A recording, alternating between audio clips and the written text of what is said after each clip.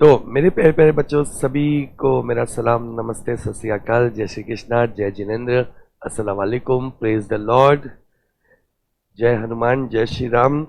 I hope all of you are doing well.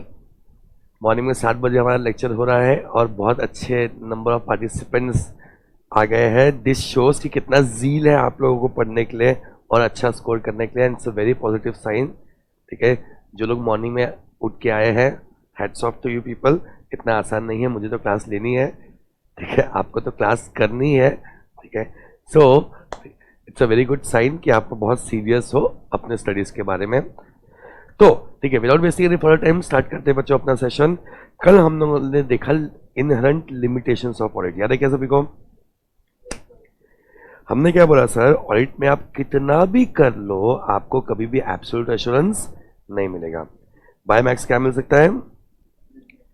Reasonable assurance. और ये क्यों है? It is because of inherent limitations of audit. उसी को हम बोलते हैं, हम ऑडिट टेस्ट को जीरो नहीं कर सकते, राइट? ठीक है, आपको ऑडिट एविडेंस जो भी मिलते हैं वो क्या मिलते हैं? परसुएसिव मिलते हैं कि कंक्लूसिव मिलते हैं? परसुएसिव मिलते हैं, कंक्लूसिव नहीं मिलते हैं। And again this is because of inherent limitations of audit. So inherent limitation कितने याद है क्या सभी को?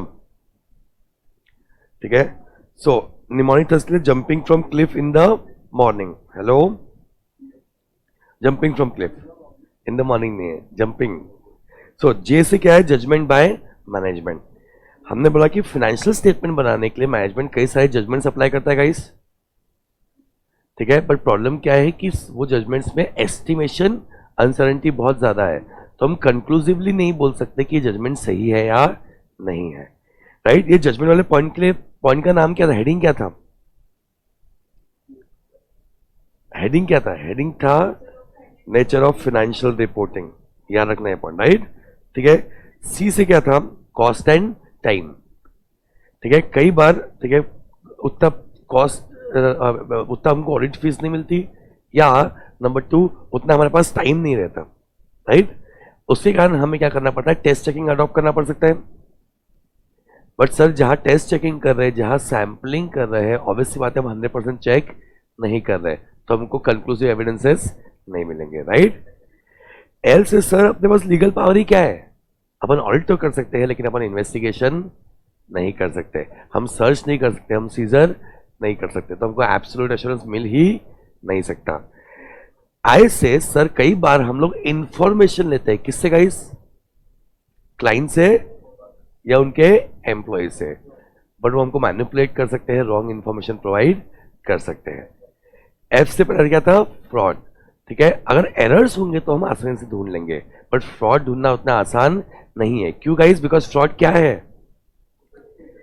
ऑर्गेनाइज स्कीम है, इट्स अ सोफिस्टिकेटेड स्कीम। अगर सामने वाले ने फ्रॉड किया, उसे छुपाने की हर मुनासिब कोशिश किया होगा। और लास्ट एफ से था फ्यूचर इवेंट्स। ठीक है, हमें कई बार गोइंग कंसर्न के अजम्पशन पे भी रिपोर्ट करना पड़ता है, कई बार क्या हमें गोइंग कंसर्न के अजम्पशन पे भी रिपोर्ट करना पड़ता है। हेलो, ठीक है, बट वहां पे बहुत ज्यादा अनसर्टेनिटी हो जाती है बिकॉज ऑफ कैटास्ट्रोफिस हो गया या चेंज इन मार्केट हो गया, गोइंग कंसर्न अजम्पशंस चेंज हो सकते हैं, फ्यूचर इवेंट्स, राइट गाइस? ये सारे हमारे इनहेरेंट लिमिटेशंस है जिसके कारण हमको कभी भी एब्सोल्यूट एश्योरेंस नहीं मिलता। सो विदाउट वेस्टिंग टाइम जल्दी से आते हैं गाइस क्वेश्चन पे। अभी कर लेते हैं, चलो। So the auditor is not expected to and cannot reduce auditors to zero, सही बोल रहा है ना? And cannot therefore obtain absolute assurance that financial statement are free from material misstatement due to fraud and error. Guys, गलत है कि सही है? करेक्ट है ना? ठीक है, सब कुछ करेक्ट है। तो अगर सही है तो हमको इलैबोरेट करना पड़ेगा, ठीक है। तो अभी इस केस में इसको इलैबोरेट करेंगे कि ये बोल रहा है हाँ भाई कि ऑडिटर को कभी भी वो ऑडिट इसको जीरो नहीं कर सकता, उसको एब्सोल्यूट एश्योरेंस नहीं मिल सकता, तो हमको उसको इलैबोरेट करना पड़ेगा। इसके बारे में और 1-2 पॉइंट लिखने पड़ेंगे। क्या ये बात सही बोल रहा है? यस। क्यों हमको एब्सोल्यूट एश्योरेंस क्यों नहीं मिलता? Because of inherent limitations of audit. और हम यहाँ पे यही मेंशन करने के हम रीजनेबल एश्योरेंस ही ले सकते हैं, हम एब्सोल्यूट एश्योरेंस नहीं ले सकते, ठीक है। इससे कारण हमको परसुएसिव एविडेंसेस मिलते हैं, कंक्लूसिव एविडेंसेस नहीं मिलते हैं। तो देखो inherent limitations of audit reason लिख दिया, हेलो, एब्सोल्यूट नहीं मिल सकता, रीजनेबल मिल सकता है, वो भी मेंशन कर दिया, और इससे कारण एविडेंसेस जो मिलते हैं परसुएसिव होते हैं, कंक्लूसिव नहीं होते। तो ये अपने 2 या 3 पॉइंट यही बन जाएंगे। परफेक्ट। क्या बोला, सही है तो उसके बारे में एलैबोरेट करो, उस चीज को और एक्सप्लेन करो, राइट। चलो लिखना स्टार्ट करो। करेक्ट लिख दिया है। एनहरेंट लिमिटेशन भी ऐसे 200 है गाइस, तो आपको ऐसे 200 कोड करना पड़ेगा आंसर में, राइट। सी से हो गया अपना करेक्ट। आगे बढ़ो। इन ऑडिट, आप अपने मन से लिख सकते हो आप। परसुएसी का मतलब होता है परसूट तो करता है, कन्विंस तो करता है कि ऐसा होगा, पर 100% कंक्लूसिव नहीं है। No problem. इन ऑडिट, अब देखो अपने मन से लिख रहा हूं मैं, क्योंकि दोनों तीनों पॉइंट हमको कवर करने हैं, right. In audit we can only get R A. R A क्या है, लिखते हो मेरे साथ मेरे लिए। We can not get absolute assurance, that is we cannot reduce audit risk to 0.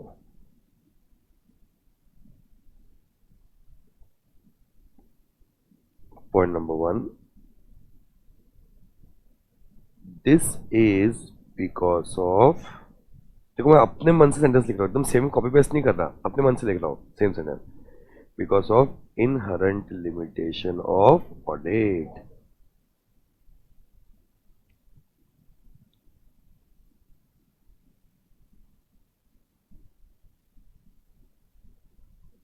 This lead auditor leads auditor to obtain कौन से एविडेंसेस,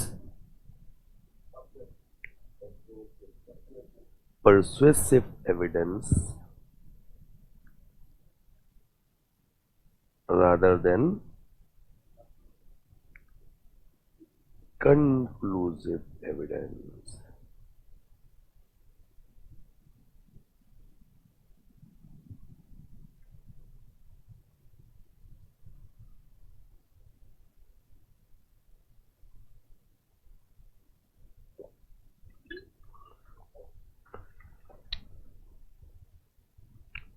आगे बढ़ो,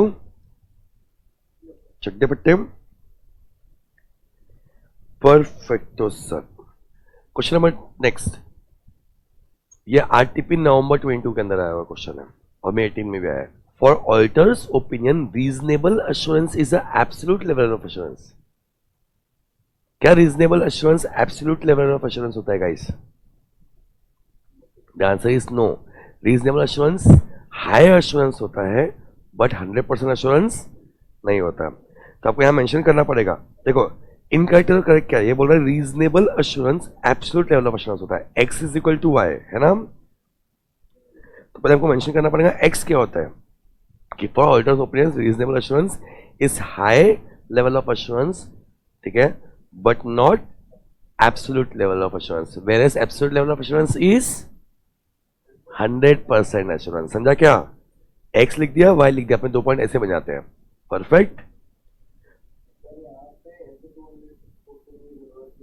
नहीं है ना, बिल्कुल, बिकॉज ये जो पॉइंट है वो अश्योरेंस वाला पॉइंट, जो बेसिक्स वाला पॉइंट है उससे भी रिलेटेड है, और इनहरेंट लिमिटेशन भी ऐसे 200 के अंदर आता है, तो दोनों जगह आपको ऐसे 200 कोड करना पड़ेगा, राइट। तो आंसर क्या है? आंसर है इनकरेक्ट।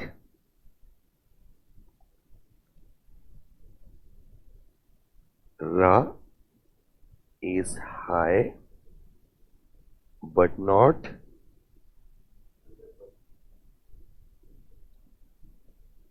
absolute, अच्छा हाई लेवल ऑफ अश्योरेंस करना पड़ेगा ना, high level of assurance but not absolute level of assurance.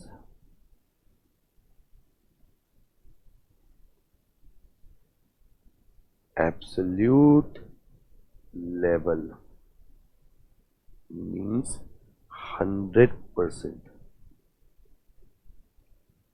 assurance. Absolute level means 100% assurance.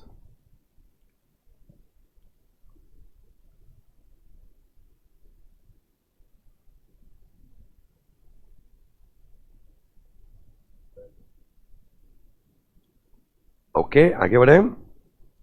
Next, नवंबर 19 में आया हुआ क्वेश्चन, सब सिंपल रहेंगे आप लोग के लिए. There are inherent limitations of audit, which results in most of the audit evidence on which the auditor draws conclusion and base the audit opinion being conclusive rather than persuasive. Incorrect हो जाएगा, हाँ, persuasive rather than conclusive, right? तो देखो, इसमें inherent limitation भी बोला हुआ है और conclusive rather than persuasive बोला हुआ है. हेलो, तो अपने को persuasive rather than conclusive बोलना पड़ेगा और इससे रिलेटेड पॉइंट को एलाबरेट करना पड़ेगा. ये देखो एलाबरेट किया हुआ है ना ऊपर कि we can not reduce audit risk to 0. This is because of inherent limitation. This leads auditor to obtain persuasive evidence other than conclusion. तो एक काम करो, इसको कर दो कॉपी. सेम आंसर है ना, इसको कर दो यहां पे पेस्ट.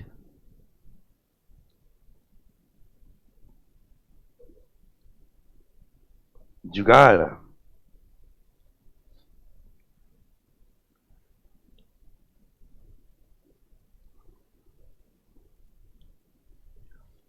अब देखो अगेन नेक्स्ट क्वेश्चन, सब लोग तैयार हैं. Preparation of financial statement involves judgement by management. क्या फाइनेंशियल स्टेटमेंट बनाने के लिए मैनेजमेंट का जजमेंट लगता है? ठीक है, करेक्ट है. अब करेक्ट है, उसको इलैबोरेट करना पड़ेगा. ठीक है, तो हम लोग उसको इलैबोरेट क्या करेंगे? आपको क्या लगता है? चलो बताओ, कोई ट्राई करो, इलैबोरेट क्या करेंगे?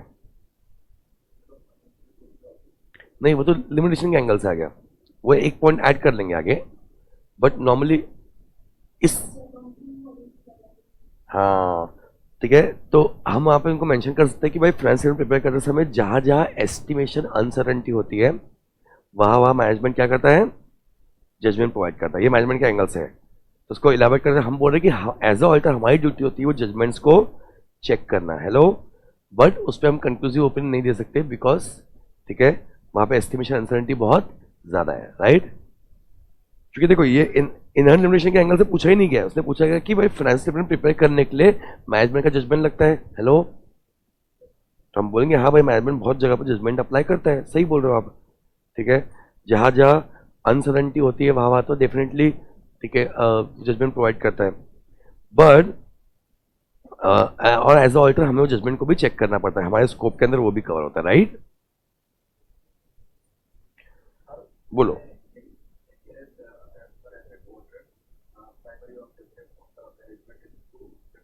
नहीं नहीं नहीं, क्वेश्चन ही नहीं आया ना मैनेजमेंट के प्राइमरी. देख बेटा, क्वेश्चन पर तू अभी क्या हो रहा है, तुम प्री कंसीव नोशन से चल रहे हो. क्वेश्चन देखो, भूल जाओ आगे पीछे ऊपर नीचे. फाइनेंशियल स्टेटमेंट बनाने के लिए मैनेजमेंट का जजमेंट लगता है. अगर आपको कोई ये पूछेगा तो आप बोलोगे मैनेजमेंट प्राइमरी रिस्पॉन्सिबिलिटी ये थी, सेकंड रिस्पॉन्सिबिलिटी थी. अरे भाई वो पूछेगा तो क्या पूछा मैंने? फाइनेंशियल स्टेटमेंट बनाने के लिए मैनेजमेंट का जजमेंट लगता है क्या? सर एग्जैक्टली, तो उसके बारे में बताना है अपने को. Got my point? ठीक है, तो सेंटेंस जब भी पढ़ो करेक्ट में ऐसे पढ़ोगे, सामने आपको पूछ रहा है ये सेंटेंस, तो आप क्या रिप्लाई करोगे? ओके, सो इसमें तो ऐसे 200 भी नहीं है क्योंकि जो प्रिपरेशन ऑफ फाइनेंशियल स्टेटमेंट के बारे में बात कर रहा है, ऐसे 200 भी इस पर एप्लीकेबल नहीं होगा, राइट. तो इसका आंसर क्या है? करेक्ट, क्योंकि लिमिटेशन के एंगल से पूछता तो ऐसे 200 आता. अगर हम लिमिटेशन का पॉइंट लिख रहे हैं तो हम ऐसे 200 कोट करेंगे यहाँ पे. Yes, management applies various judgments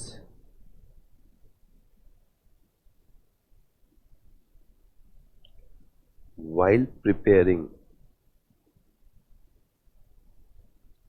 financial statement, especially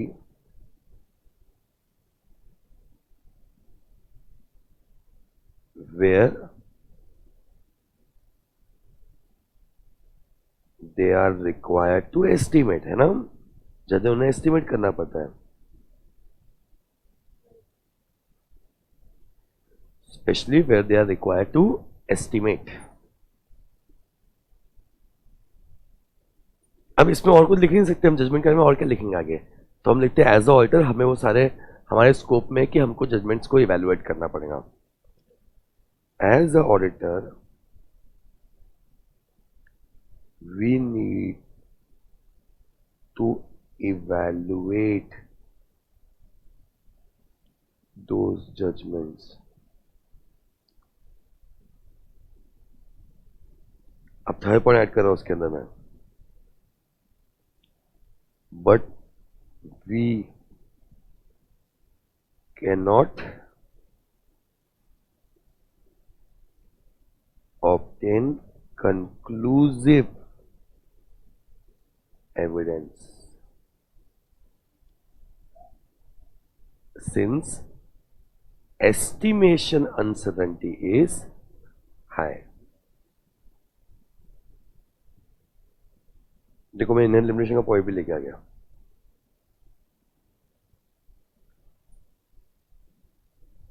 तो उस पॉइंट को सपोर्ट किया, फिर एज ऑडिटर हमें क्या करना है वो देखा, और हमें कंक्लूसिव एविडेंस नहीं मिल सकता वहां पे क्योंकि एस्टिमेशन अनसर्टेनिटी ज्यादा है.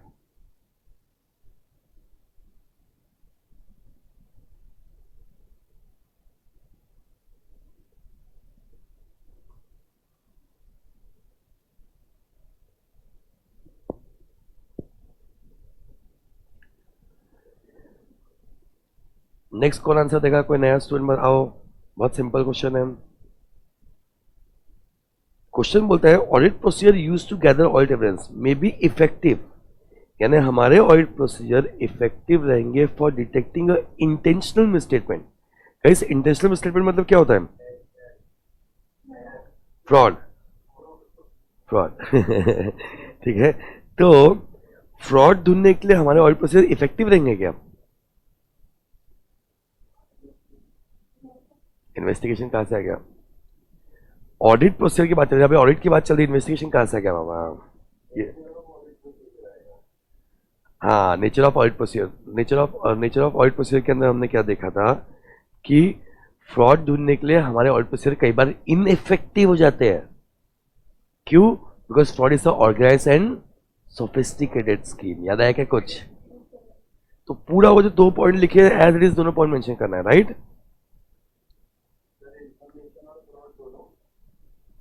सॉरी, नहीं नहीं नहीं, इन्फॉर्मेशन क्यों देंगे? थ्योरी क्वेश्चन थोड़ी है, क्वेश्चन फ्रॉड के ऊपर है ना. क्वेश्चन फ्रॉड के ऊपर है तो फ्रॉड वाला पॉइंट लिखेंगे. ओके, ऐसे 200 कोड करना पड़ेगा. ये पॉइंट इनकरेक्ट है, वो पॉइंट को मैं फिर से लिख रहा हूं जो आपके लिमिटेशन के अंदर मेंशन किया हुआ है. ऑडिट प्रोसीजर, और मैं सीधा सीधा ऊपर से कॉपी नहीं करता. To detect fraud can be ineffective. बोलो.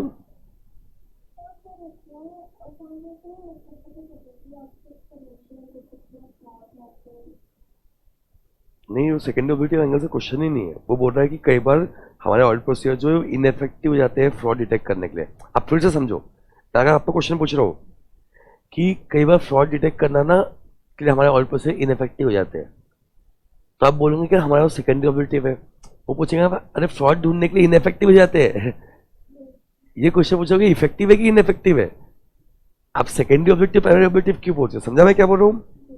जब भी करेक्ट इनकरेक्ट सॉल्व करो ऐसे पूछोगे, कोई आपको क्वेश्चन पूछ रहा है तो वो रिप्लाई क्या करेगा, right? So audit procedure detect fraud can be ineffective because fraud are क्या है?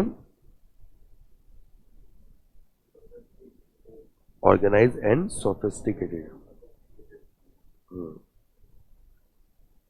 Sophisticated scheme.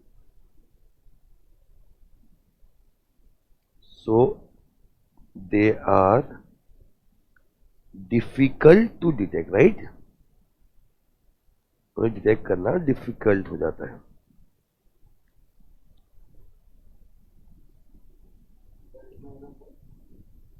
बोलो. हाँ, इतना और क्या लिखेंगे अपन, इनएफिशिएंसी वाला पॉइंट लिख दिया, ऑर्गेनाइज्ड ऑफिस स्कीम ले लिया, डिफिकल्ट डिटेक्ट लिख दिया, 3 पॉइंट चक चक दे पड़ते हैं।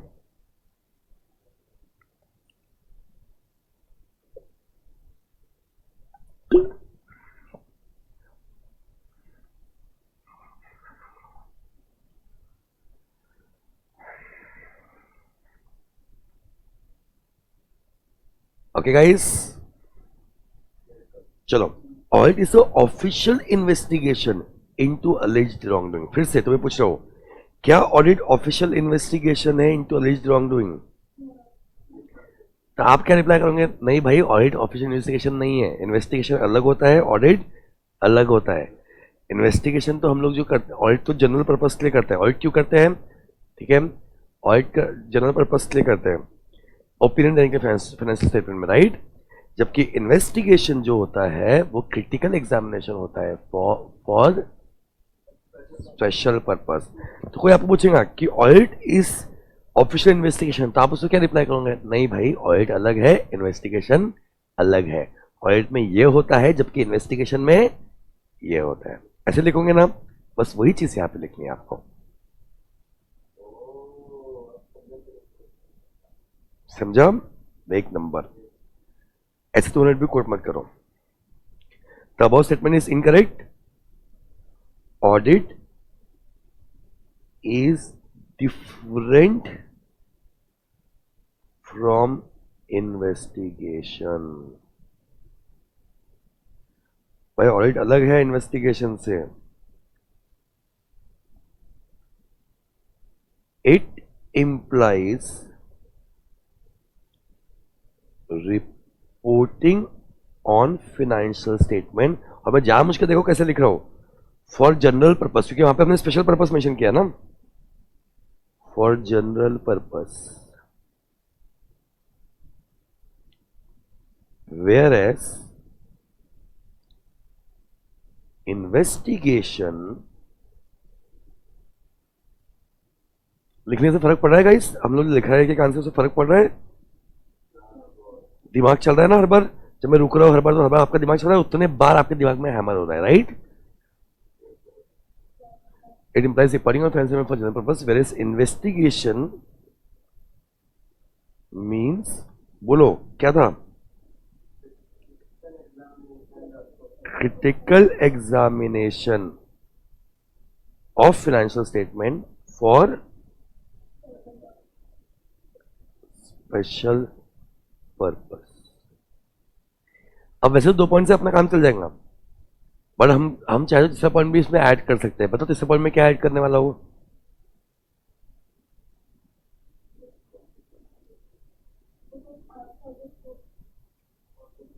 आउटसाइड द स्कोप भी लिख सकते हैं, बहुत अच्छी बात है।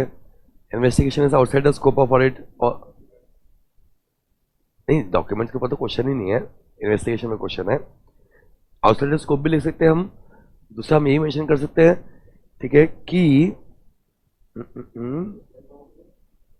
हाँ, कि हमारे पास लीगल पावर ही नहीं है इन्वेस्टिगेट करने का। हाँ,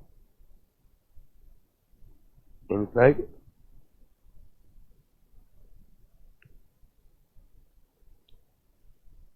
वी, ये सुबह वाला इंपैक्ट मेरे को आया अभी। We don't have legal powers like search, seizure, as investigator has। मैं इन्वेस्टिगेट करता हूं, मैं क्या हूं? मैं हूं इन्वेस्टिगेटर।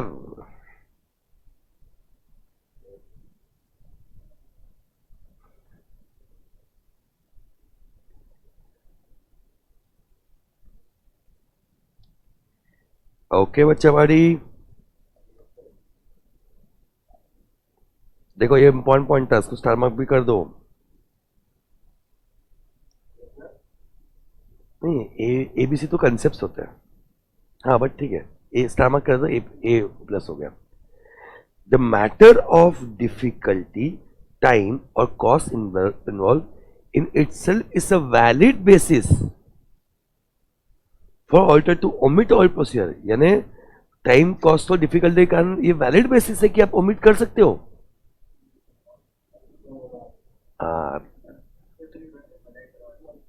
यस, तो ये आपको यहाँ पे गलती क्या हुई, क्या क्या गलती हुई?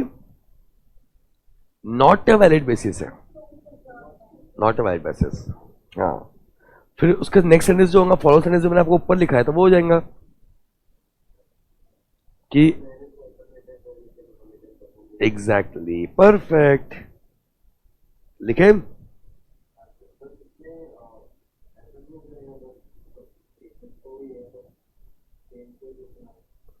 नहीं, सेकेंड पॉइंट सेम नहीं है एक्चुअली. सेकेंड पॉइंट में हम मेंशन कर रहे हैं कि जहां पे ऑल्टरनेटिव है वहां पे हम ऑल प्रोसीजर को ओमिट कर सकते हैं. हाँ, अब फर्स्ट वो सेंटेंस ही वैसा, उसको अपने मन से थोड़ा बहुत आगे पीछे लिख सकते हो. लेकिन लेकिन देखो, मैं आपको जो बोल रहा हूँ वो हम लोग डेवलप कर रहे हैं, बट हर जगह वो पॉसिबल नहीं हो पाता, बिकॉज ये सेंटेंस एकदम कॉम्पैक्ट सेंटेंस है, राइट? इसमें आगे पीछे करना इतना आसान नहीं है. आप ट्राई करके देखो. नहीं है तो ऐसी जगह पे भी ऑप्शन नहीं मिलता अपने पास.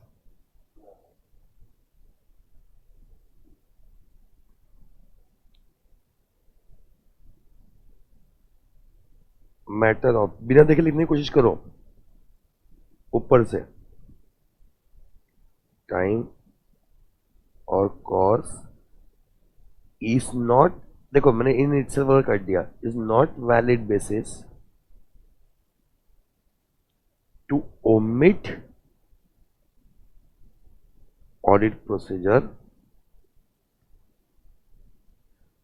where there is no alternative.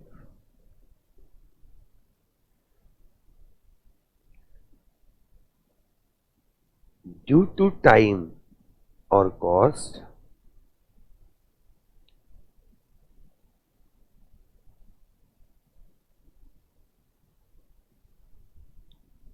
we can omit a procedure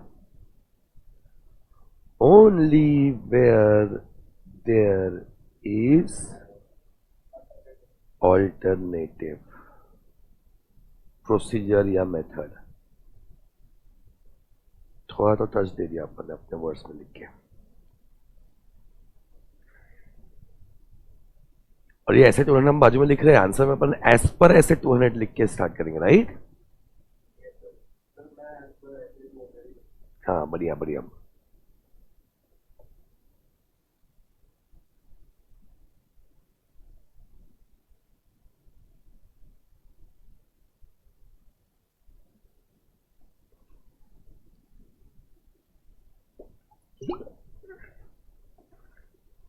next बोलता है भाई, auditing implies systematic critical and special examination of record for specific purpose. क्या ऑडिटिंग का मतलब ये होता है? भाई ऑडिटिंग में तो हम लोग क्या करते हैं, ठीक है? ऑडिटिंग, ऑडिटिंग देखो, एक्स अगर वो होगा ना, X is equal to Y आ गया ना क्वेश्चन में, कि ये है, तो क्या ये है, यानी क्या एक्स वाई है? तो आप बोलोगे ये नहीं है. ओके, ऑडिटिंग का मतलब तो ये होता है, जबकि ये तो क्या है, इन्वेस्टिगेशन है. तो देखो, सिस्टमैटिक, बिल्कुल नहीं, इन्वेस्टिगेशन पे जनरल क्वेश्चन है तो नहीं आएगा, बट ये इनकरेक्ट है. Systematic first point, critical and special examination for special purpose is investigation, right?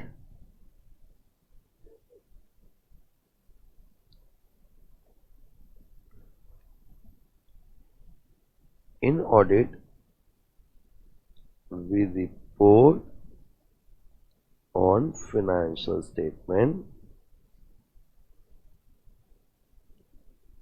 for general purpose.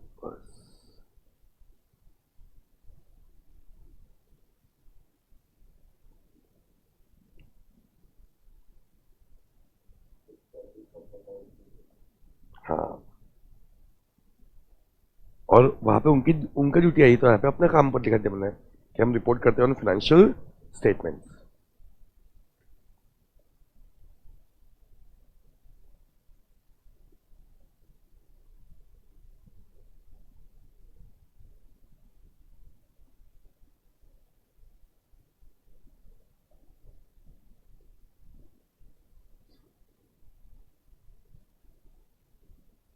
Next question देखना, वो कंसेप्ट आपको दिया हुआ नहीं है, आपको पूरा ऐसे 200 दिया हुआ, लेकिन ऐसे 200 का एक और इम्पोर्टेंट पॉइंट जो है वो आपके मॉड्यूल में कहीं लिखा हुआ नहीं है, पर फिर मैंने क्वेश्चन डाल दिया ताकि वो पॉइंट भी कवर हो जाए, राइट।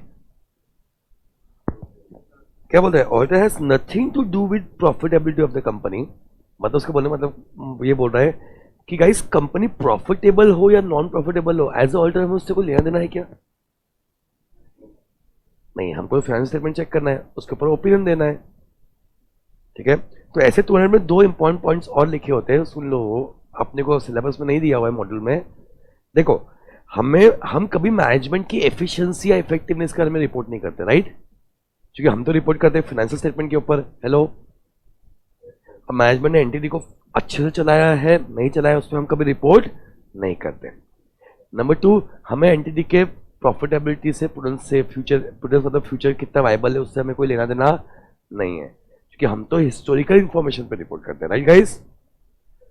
तो यहां पे हिंट लिख दो,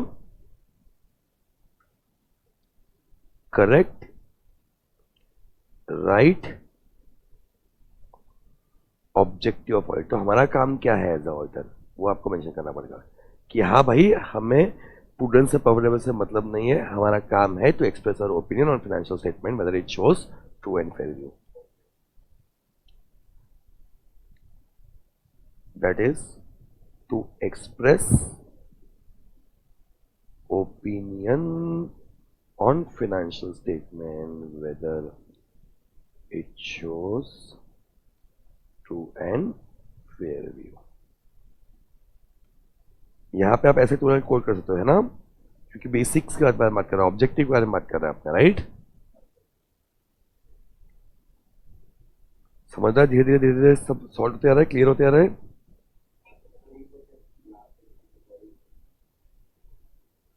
और ऐसे 1 to 1 मत लिख, पढ़ के लिख एक बार। That is to express opinion on finance statement whether it shows true and fair view और नॉट।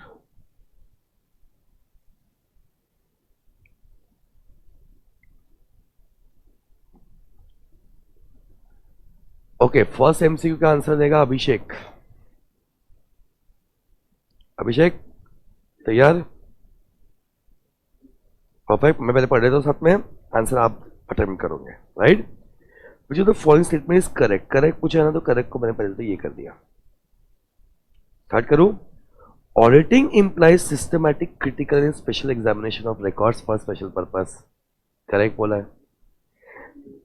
हाँ, क्योंकि नहीं, purpose of audit is to enhance degree of confidence of intended users in financial statement.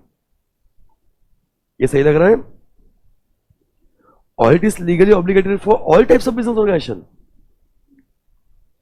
Auditors opinion is an assurance as to future viability. अभी मैंने ऊपर बात किया, क्या मैनेजमेंट की एफिशिएंसी, इफेक्टिवनेस या फ्यूचर वायबिलिटी हम अश्योरेंस देते हैं? नहीं।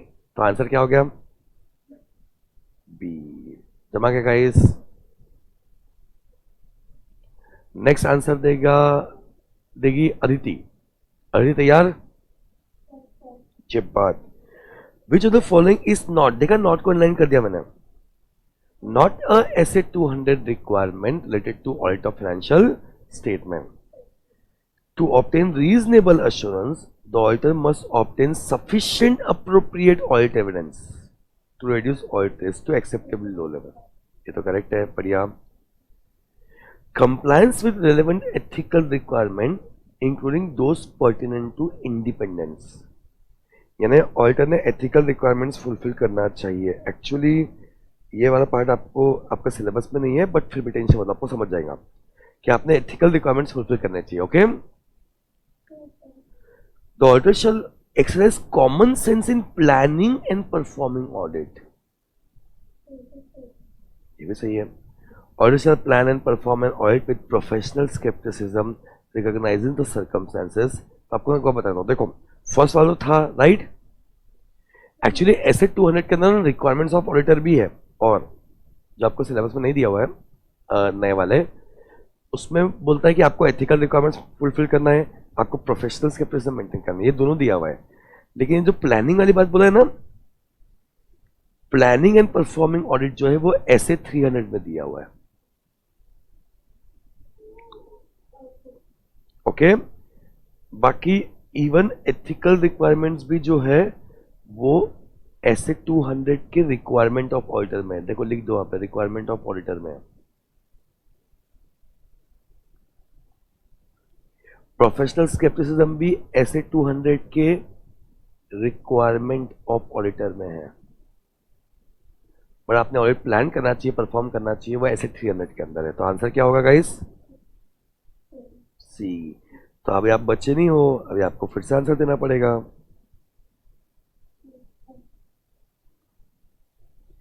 चलो नेक्स्ट अटेम्प्ट करते हैं। As per essay 200 overall objective of independent auditor in conducting a audit of financial statement, the overall objective is, okay, overall objective क्या है? सीधा सीधा क्वेश्चन है। पहला बोलता है to guide management and design implementation, नहीं। B, to obtain reasonable assurance whether financial statement are free from material misstatement, क्या बोलते हो? सीधा सीधा है ना, दिमाग क्यों लगाते हैं? आंसर क्या होगा? D.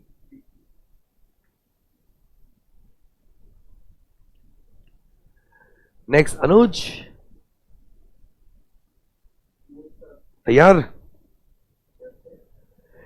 As per SA 200, the overall objective of the audit is to obtain reasonable assurance whether financial statements as a whole are free from material misstatement, whether due to fraud or error, thereby enabling the auditor to express opinion on financial statement in all material respect in accordance with applicable FRF. The term reasonable assurance in the context applies. So सीधा सीधा answer दे रहे हैं अनुज। reasonable assurance मतलब क्या होता है? C, high but not absolute assurance. Perfect everyone, perfect अनुज। कई बार जब सीधे सीधे आंसर तो फिर पूरा ऑप्शन पढ़ने की जरूरत ही नहीं पड़ना चाहिए, फटाफट आंसर टिक कर देना, जैसे पिछले 2 क्वेश्चन में हुआ। Aashi ready? To obtain reasonable assurance, the auditor shall obtain sufficient appropriate audit evidence to reduce audit risk to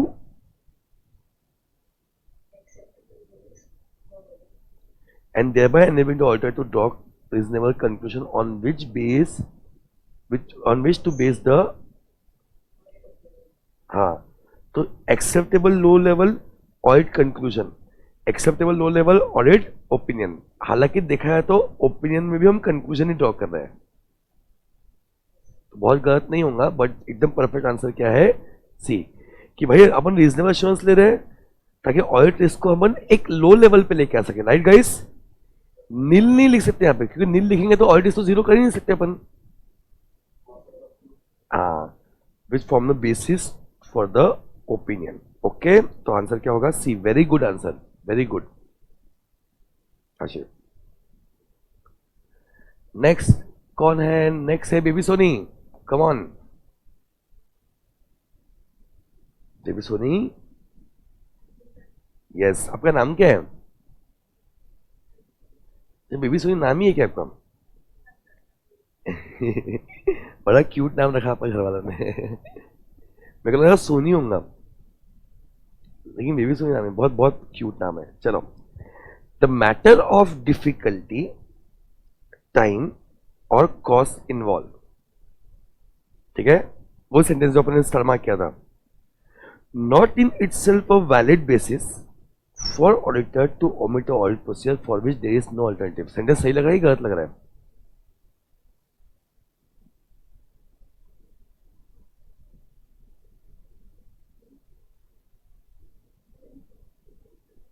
हाँ, करेक्ट लग रहा है ना, बाकी भी देख लेते हैं। In itself is a valid basis, valid basis सही नहीं ना, तो ये तो हट गया। Not in itself a valid basis for auditor to omit audit procedure for which alternative exist, नहीं, for which there is no alternative था ना। Not in itself a valid basis for auditor to omit audit procedure, ये तो पूरा complete भी नहीं है। तो सबसे परफेक्ट आंसर कौन सा था बेबी सोनी? ए, परफेक्ट। देखो ये सब मैं बहुत फटाफट फटाफट कर सकता हूँ, बट अगेन मैं सबको अटेम्प्ट करने दे रहा हूँ ताकि सबको पढ़ने की एक हैबिट लगे, राइट? नहीं तो क्या मैं फटाफट फटाफट बताऊंगा ट्रू में क्या है, हाँ ये वाला पॉइंट दिख रहा है। सो नेक्स्ट है अपने बंगेश भाई, which of the following is true? Management of the organization is solely responsible for compliance of auditing standards. Management auditing standards के लिए रिस्पॉन्सिबल है, क्या लगता है मंगेश? ऑब्वियसली बात है, बिकॉज मैनेजमेंट कैसे ऑडिटिंग स्टैंडर्ड्स करेगा? जो ऑडिट कर रहा है वो ऑडिटिंग स्टैंडर्ड्स के लिए रिस्पॉन्सिबल होगा ना। ये तो गलत लग रहा है, अपने को ट्रू ढूंढना है। Next, the matter of difficulty, time और cost involve is in itself a valid basis to omit. False लग रहा है, एक नंबर एक number. The basic objective of audit does not change with reference to nature, size और form of the entity.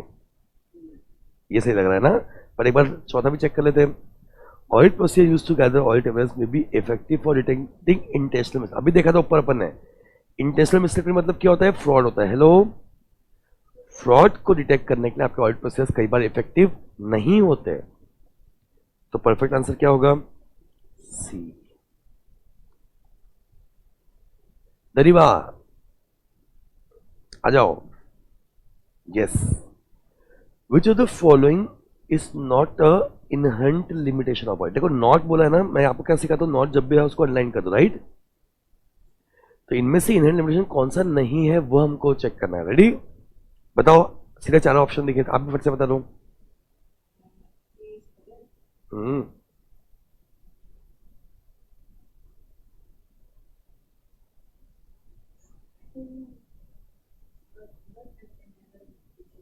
हाँ देख, nature of financial reporting भी देखा अपन ने, नेचर ऑफ ऑडिट प्रोसीजर भी देखा अपन ने, और कॉस्ट वाला भी देखा अपन ने, बट ये nature and size of business entity नहीं देखा अपन ने। तो आंसर क्या होगा? सी। ओके दरीबम, perfect. Which of the following statement is incorrect? और ये आंसर कौन देगा? Dev Dev Dev Dev Dev Dave, Dev Dev. Okay, which of the following statement is incorrect. अब हम गलत ढूंढना है Dev. Auditor is able to obtain only reasonable assurance due to inherent limitation. ये गलत है कि सही है? जो सही है अपने को तो गलत ढूंढना है। Auditor is not expected to and cannot reduce audit test to zero and cannot therefore obtain absolute assurance. ये भी सही है। Auditor is considered to lack independence if the partner of audit firm deals with shares and securities of audit. ये भी सही है। ये अभी तो आपके सिलेबस में आया नहीं है, पर ये भी सही है। The preparation of financial statement does not involve judgment by management. ये गलत हो गया ना, क्योंकि फाइनेंशियल क्या क्यों गलत क्यों हुआ देव? हाँ, बिकॉज सर फाइनेंस स्टेटमेंट बनाने के लिए मैनेजमेंट का जजमेंट इन्वॉल्व होता है। वेरी गुड, आंसर क्या है? D D D. Okay everyone, Harneet next आपका है। एस पर एस 200 नाम लिखा हुआ है। The overall objective of auditor are to obtain reasonable assurance. सही है क्या? To report on finance statement. सही है क्या? बोथ एन भी सही है क्या? तो आंसर क्या होगा? जब बात परफेक्टोस। Kusum, which the following is responsibility of auditor. बताओ इसमें से कौन सी ऑडिटर की रिस्पॉन्सिबिलिटी, जल्दी से लिख के बता रहा हूं।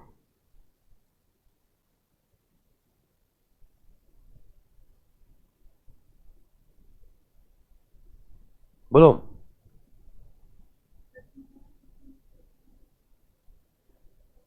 वह सिस्टम बनाने की रिस्पॉन्सिबिलिटी हमारी होती है कि मैनेजमेंट की होती है? रुको रुको रुको, बाकी लोग क्यों बोल रहे हैं? मैंने क्वेश्चन से बात कर रहा हूं। कोई बात नहीं, देखो फाइनेंशियल स्टेटमेंट बनाने की रिस्पॉन्सिबिलिटी कुछ अपनी होती है कि मैनेजमेंट की होती है? तो सिस्टम बनाने की रिस्पॉन्सिबिलिटी मैनेजमेंट की होंगी। अपनी रिस्पॉन्सिबिलिटी क्या होती है? हाँ, डर गए आप, डरो मत बस। आप डर गए, कोई टेंशन नहीं है, डरो मत, सीधा सीधा है ना, ओपिनियन एक्सप्रेस करना है। परफेक्ट, बढ़िया बढ़िया, ऐसे इवैल्यूएट करो हर एक पॉइंट को, राइट कुसुम, बढ़िया। Next next next next next, Jasmeet,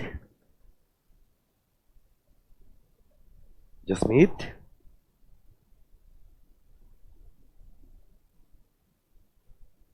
Jasmeet आ जाओ।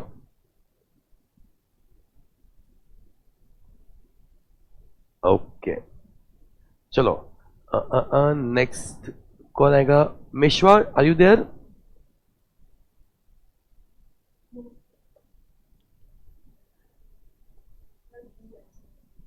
अरे वाह, तैयार हो गई लड़की एकदम। Employ of fruits and vegetables limited was of the opinion that auditor of the company is required to express a opinion on which one of the following the auditor of the company is required to express opinion. किस पे देना पड़ता है इससे? Balance sheet पे नहीं, financial statement of the company yes, only P&L नहीं, only cash flow statement नहीं। आंसर क्या होगा? बी। जैसे चिल्लर क्वेश्चन आते हैं यार, क्या ही बोलना। बढ़िया बढ़िया। Munna,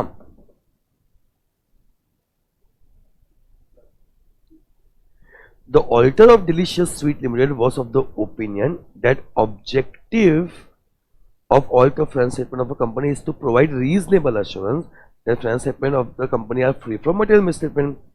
Which type of misstatements are mentioned by the auditor? Jay बात, एक number, perfect, material. Next Namrata, जल्दी से आंसर बता दे फट से। परफेक्ट, एक नंबर। पूजा,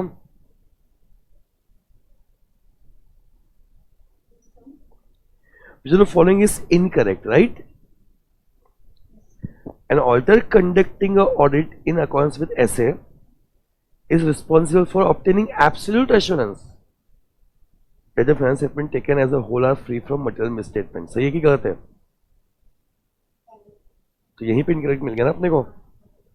यस, वैसे इवैल्यूएट भी कर सकते बट वो आंसर गलत ही होगा। अच्छा, यहाँ पे बन रहा था वो जो 12 बन रहा था। ओके, बढ़िया बढ़िया, ग्रेट ग्रेट। नेक्स्ट कौन बनेगा? पूर्वांशी। क्लास में लड़कियां ज्यादा है मेरे, क्या बात है। पूर्वांशी 16 देखते हैं। 16 आंसर आप बता दो। सॉरी पूर्वांशी, यस 16 का आंसर बता दो आप। चलो,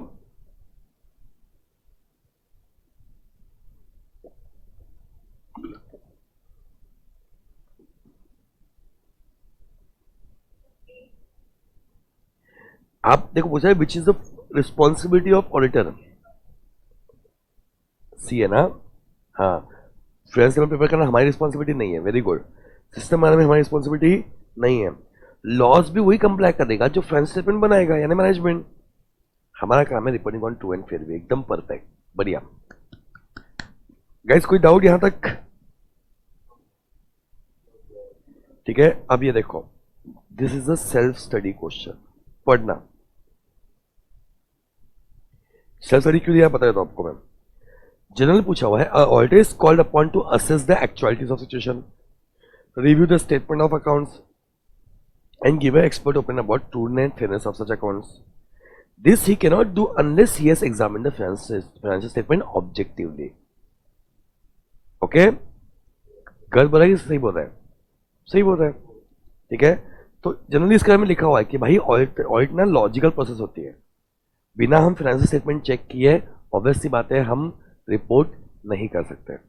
ओके, बाकी पढ़ो, ऐसा जनरल क्वेश्चन दिया हुआ है आपके सेल्फ स्टडी के लिए। ओके एवरीवन, तो नेक्स्ट कंसेप्ट पे आते हैं। ये ऑल टुगेदर नया कंसेप्ट है इस बार, एंड 99% जो मुझे गट फीलिंग है, ये क्वेश्चन देख लो, एलिमेंट्स ऑफ अश्योरेंस एंगेजमेंट दिख रहा है क्या? देख लो, ये क्वेश्चन देख लो, ठीक है, नया है। ओके, इस बार मुझे बहुत बड़ी गट फीलिंग है, ये क्वेश्चन आपके एग्जाम में आ रहा है। वही कर रहा हूं मैं, इसलिए मैंने पहले माहौल बना दिया पूरा। ओके गाइस, तो मूव कर रहे हैं नए कंसेप्ट के, और मैंने पहले ही बात किया है, इस कंसेप्ट को सीधा सीधा लिख दो क्या, ए प्लस भी लिख सकते हो, बिल्कुल लिख सकते हो। नया कॉन्सेप्ट है, इस बार ऐड हुआ है आपके सिलेबस में, और अच्छा एडिशन किया है, क्योंकि ये वर्ड बार बार आता था, ठीक है, बट उसको कभी डिफाइन नहीं किया हुआ था, एक्सप्लेन नहीं किया हुआ था, तो इस बार उन्होंने वो भी ऐड कर दिया, right. So as you all know, ठीक है, हम जब भी ऑडिट लेते हैं, audit is engagement between auditor and client, right, ठीक है, उसे हम लोग ऑडिट एंगेजमेंट बोलते हैं, या उसे ही हम लोग अश्योरेंस एंगेजमेंट बोलते हैं। गाइस, अश्योरेंस एंगेजमेंट क्यों बोलते हैं? क्योंकि कहीं ना कहीं हम अश्योरेंस देते हैं किसको? यूजर्स ऑफ फाइनेंशियल स्टेटमेंट को, कि हाँ भाई ये जो फाइनेंशियल स्टेटमेंट दिख रही है वो क्या है, सही है। ओके, हम अश्योरेंस देते हैं तभी तो उनको कॉन्फिडेंस आता है on financial statements reliability, right guys, ठीक है। तो देखना, पहले आए मीनिंग पे एमसीक्यू पे क्वेश्चन आ सकता है, ट्रू और फॉल्स पे क्वेश्चन आ सकता है। What is the assurance engagement? Assurance engagement is an engagement in which practitioner कौन है अपना? Auditor expresses a conclusion देता है, मतलब क्या देता है? Opinion देता है। So ऐसा engagement जिसमें practitioner conclusion express करता है, which is designed to enhance the degree of confidence, है ना। Audit से क्या होता है? Confidence enhance होता है ऑफ द इंटेंडेड यूजर्स, जो भी यूजर्स है फाइनेंशियल स्टेटमेंट के। देखो, अदर देन रिस्पॉन्सिबल पार्टी, पर रिस्पॉन्सिबल पार्टी कौन है?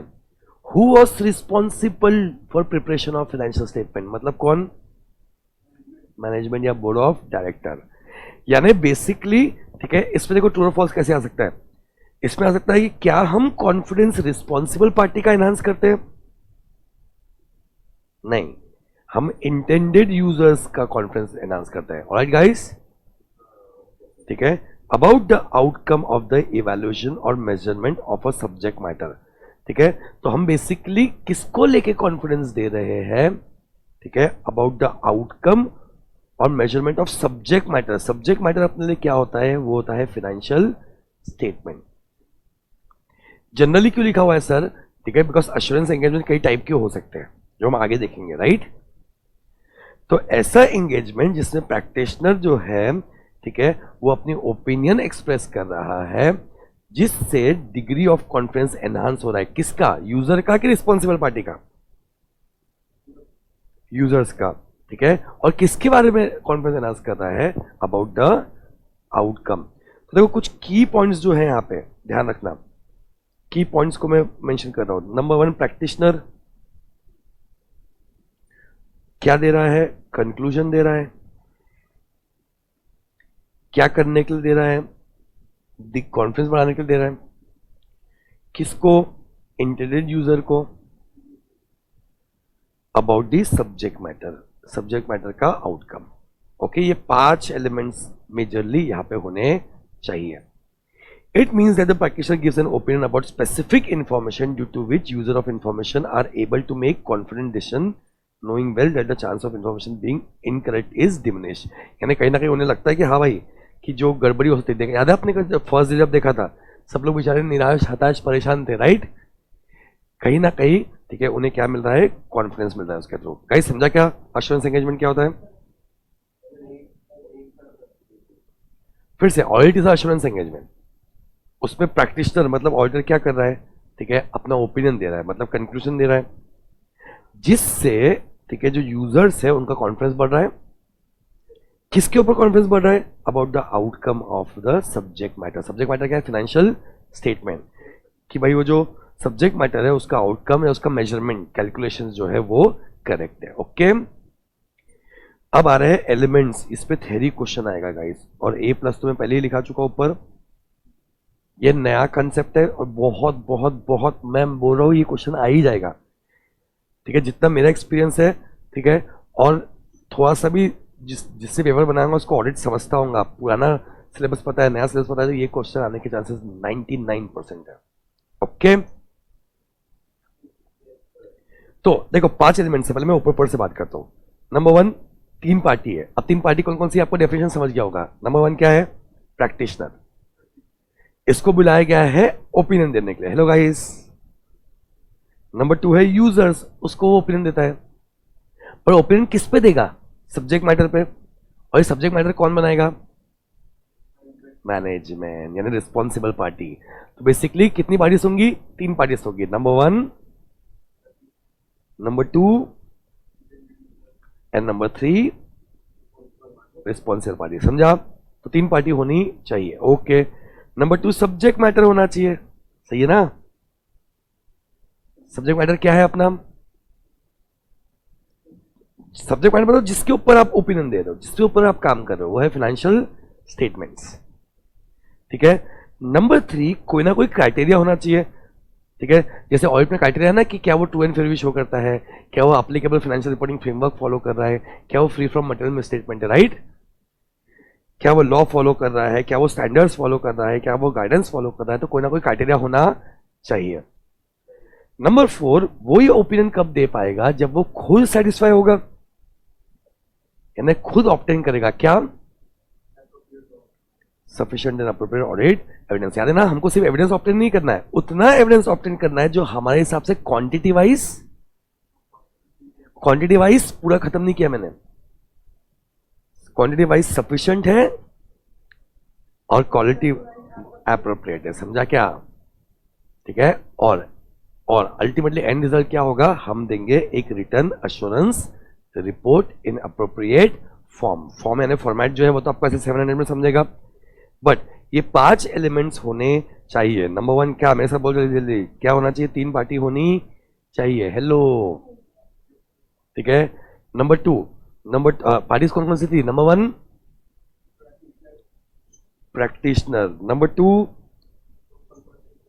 Number 3 intended user. प्रैक्टिशनर बोले तो अपना कौन हो गया?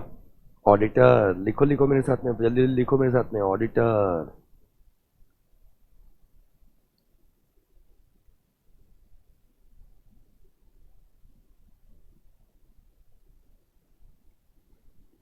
नंबर 2 रिस्पॉन्सिबल पार्टी होनी चाहिए।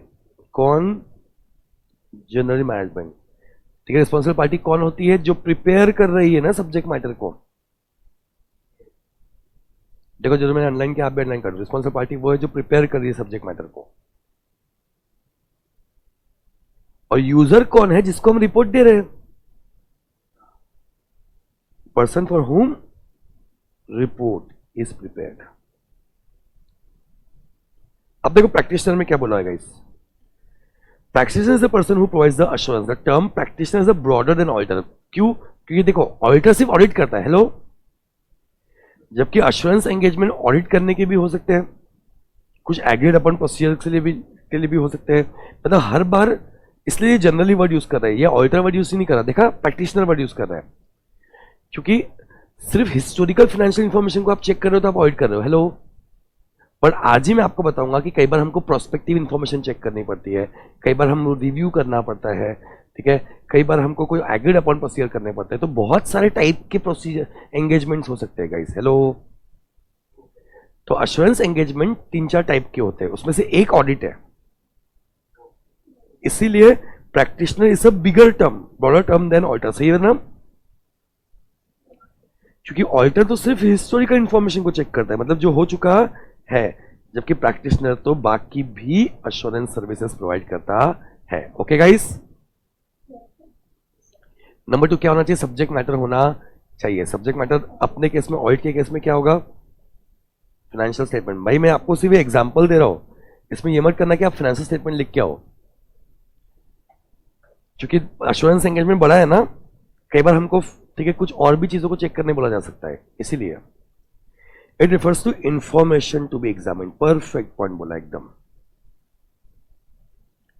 उसके लिए कोई ना कोई क्राइटेरिया होना चाहिए, हेलो।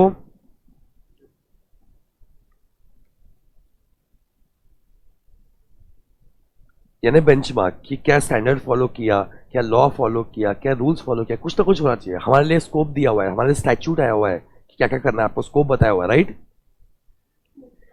नंबर 2 प्रैक्टिशनर ने ऐसे प्रोसीजर करना चाहिए जिससे उसे क्या मिले?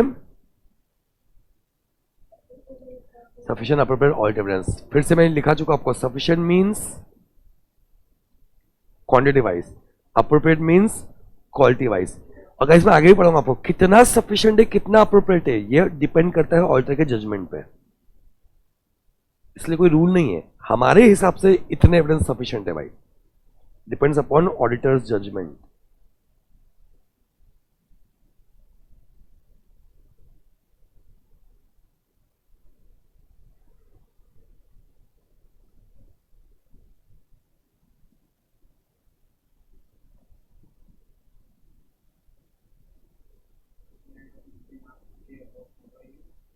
चार, मोस्टली तेरी क्वेश्चन 3 4 5 मार्क के आते हैं, जितने ही मार्क का है, जितने ही मार्क का है ये पांचों लिखने हैं, चाहे 3 का है, 4 का है, 5 का है, जितने मार्क का है ये पांचों लिखने हैं आपको। एंड लास्ट पॉइंट क्या है गाइस, एक रिटर्न अश्योरेंस रिपोर्ट होनी चाहिए in appropriate form. In appropriate form को भूलना मत, ये एक्सीडेंट पॉइंट है।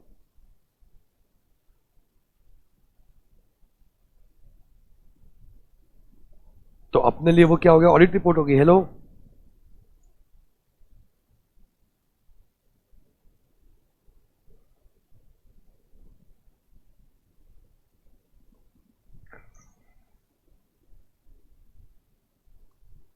आगे बढ़ो। तो भाई क्वेश्चन इंपॉर्टेंट है क्या? और एक थंब रूल है, if the question is important कुल आंसर हैज अ निमोनिक। ठीक है, क्या ये नया है? आवाज नहीं आ रही, क्या ये नया है? हेलो, ठीक है, आपको बताता हूं मैं। अभी वर्ल्ड कप में इस बार क्या नया हुआ? इस बार क्रिकेट वर्ल्ड कप हुआ, इंडिया तो हार गई है, नया नहीं है ये। ठीक है, नया क्या हुआ? हमारी वो कंट्री जो बैट्समैन ऑब्सेस कंट्री थी, राइट? विराट कोहली, रोहित शर्मा, सचिन तेंदुलकर, महानों में हम गिनते हैं लोग। इस बार पहली बार हम लोगों ने सेलिब्रेट किसको किया? बॉलर्स को, मोहम्मद शामी स्पेसिफिकली, राइट? यानी कहीं ना कहीं, ठीक है, नया कंसेप्ट है। और इस बार हमारा नया ऑब्सेशन है, वो है पेसर। तो निमोनिक क्या है? निमोनिक है पेसर। डन। या बाजू में पी से है पार्टीज, कितनी पार्टीज है? 3 पार्टीज है। प्रैक्टिशनर, रिस्पॉन्सिबल पर्सन, बोलते हो मेरे साथ में, come on, and internet user. A से जुगाड़ करना पड़ा मुझे, वो है अप्रोप्रिएट सब्जेक्ट मैटर। एक्चुअली ऐसा आना चाहिए था, बट थोड़ा जुगाड़ ध्यान रखना। सी से क्राइटेरिया होना चाहिए, वो भी सूटेबल। दोनों पॉइंट इंपॉर्टेंट, हेडिंग पूरी इंपॉर्टेंट है। ई से आपको एविडेंस कलेक्ट करना है, बट कैसे एविडेंस कलेक्ट करना है? जो सफिशिएंट और अप्रोप्रिएट होगा। और आर से आपको क्या करना है? रिपोर्ट देना है। जमा क्या जुगाड़?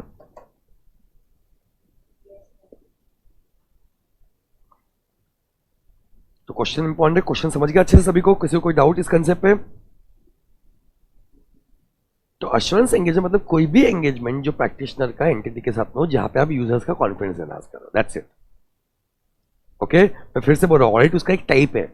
आगे जाके आपको समझेगा कि और कौन कौन से अश्योरेंस एंगेजमेंट्स होते हैं। ओके, आज ही आने वाला है, not to worry about that, आगे आने वाला है। डन। अब देखो, इस क्वेश्चन का आंसर आप खुद ही बता दोगे, मॉड्यूलर क्वेश्चन है। Assurance engagement are not restricted to audit of financial statement alone. Correct है कि इनकरेक्ट है? करेक्ट है। अब करेक्ट है, उसके बारे में और बताना पड़ेगा। तो और क्या बताएंगे कि भाई सिर्फ ऑडिट के लिए नहीं होता, बाकी भी एंगेजमेंट्स होते हैं, जैसे कि मैं लिखवाऊंगा आपको अभी आपको, राइट? लिखो, स्टार्ट करो। हिंट के आंसर ही लिख रहे अपन तो। Correct.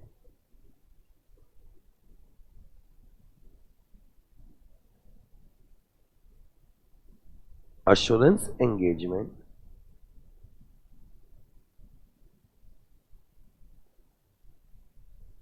not only includes audit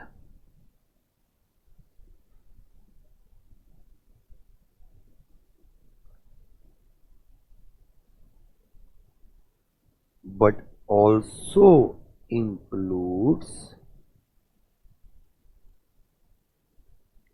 review. आएगा आगे, आज ही आने वाला है।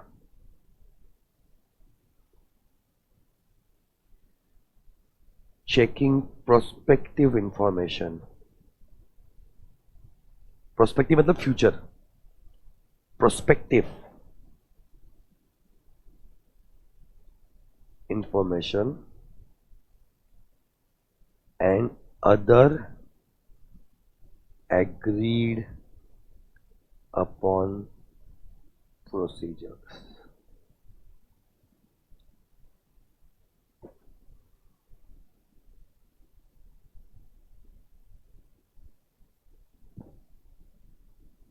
सर ये सब क्या क्या है?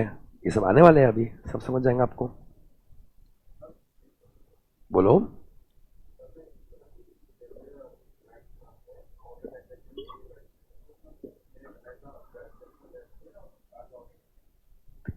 किसने पूछा? Saket. practitioner is a bigger word, right? practitioner is a bigger word. अगर मैं ऑडिट करने के लिए होऊंगा तो ऑडिटर प्रैक्टिशनर है, मैं रिव्यू करने के लिए होऊंगा तो रिव्यूअर प्रैक्टिशनर है. मतलब मेरी कैपेसिटी क्या है? एज वो हुआ मैं हूँ, तू कोई अलग ही चला गया कहीं तू. ठीक है, मैंने आपको बताया कि सब बिगर वर्ड. ऑडिट करे तो ऑडिटर प्रैक्टिशनर है, रिव्यू करे तो रिव्यूअर प्रैक्टिशनर है, प्रॉस्पेक्टिव इन्फॉर्मेशन दे तो वो पर्सन प्रैक्टिशनर है. जो भी एक्सपर्ट है वो है प्रैक्टिशनर.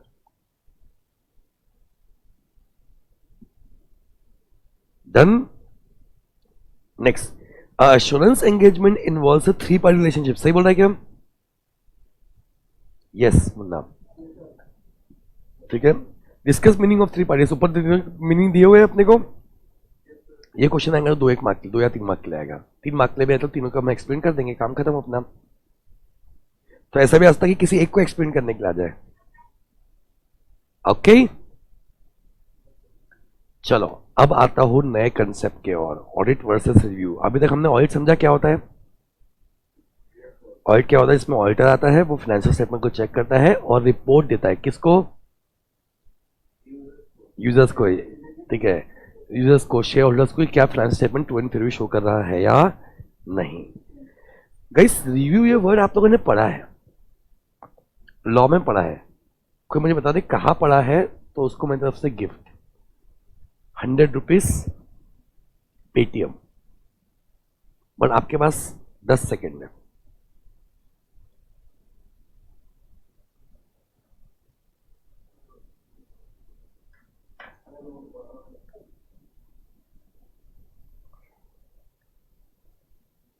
क्या मैंने आपको सफिशिएंट टाइम दिया?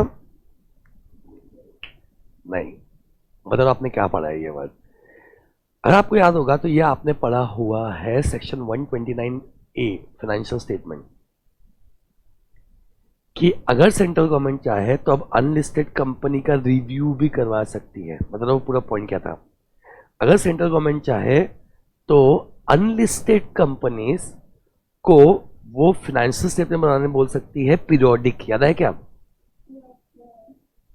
पीरियोडिक फाइनेंशियल स्टेटमेंट बनाने बोल सकती है. और इस ये भी बताया था, मैंने बताया था, आपके टीचर ने बताया होगा कि वो अनलिस्टेड कंपनी क्यों लिखा हुआ, क्योंकि लिस्टेड कंपनी को सेबी गवर्न करता है और सेबी ने ऑलरेडी उनको ये रूल बना दिया है. ठीक है, वो तो लॉ के अंदर अभी नया अमेंडमेंट आया कंपनी लॉ के अंदर अनलिस्टेड कंपनीज के लिए भी, कि वो चाहे तो ठीक है फाइनेंशियल स्टेटमेंट बना सकते हैं. किसके लिए? पीरियोडिक. Right guys? और उसी के नीचे लिखा हुआ था कि अगर पीरियोडिक फाइनेंशियल स्टेटमेंट बना रहे हैं तो उसका फिर ऑडिटर को एंगेज करेंगे रिव्यू करवाने के लिए. तो फर्क समझा क्या? अगर मैं पूरा फाइनेंशियल स्टेटमेंट साल भर का चेक कर रहा हूं तो मैं क्या कर रहा हूं? ऑडिट कर रहा हूं. गाइस जागो जागो जागो. Hello, new concept. Hello. But अगर मैं लिमिटेड पीरियड के आइटम्स को चेक कर रहा हूं तो मैं क्या कर रहा हूं? रिव्यू कर रहा हूं. माइंड में एकदम क्लियरली बैठा फिर से. ठीक है, अगर मैं पूरे फाइनेंशियल स्टेटमेंट को चेक कर रहा हूं मैं क्या कर रहा हूं? ऑडिट. अगर मैं लिमिटेड फाइनेंशियल स्टेटमेंट को चेक कर रहा हूं मैं क्या कर रहा हूं?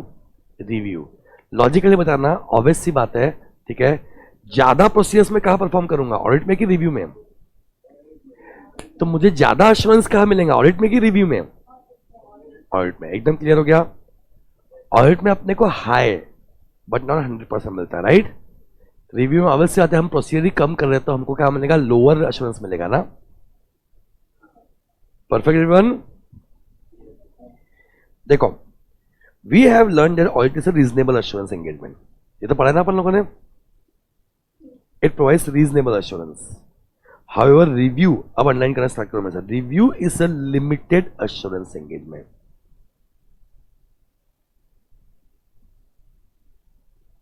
It provides lower level of assurance. तो आपको याद है मैंने फर्स्ट डे एक चार्ट बनाया था. एश्योरेंस 3 टाइप के होते हैं. एक था एब्सोल्यूट, एक था रीजनेबल, लिमिटेड एश्योरेंस. याद है आपको? ठीक है. तो वो लिमिटेड वाले पार्ट में जाओ और नीचे लिखो लोअर लेवल ऑफ एश्योरेंस. यहां नहीं लिखना है, यहां नहीं लिखना है, वो चार्ट में लिखना है ना, लोअर लेवल ऑफ एश्योरेंस. और एग्जांपल देना वहां पे review.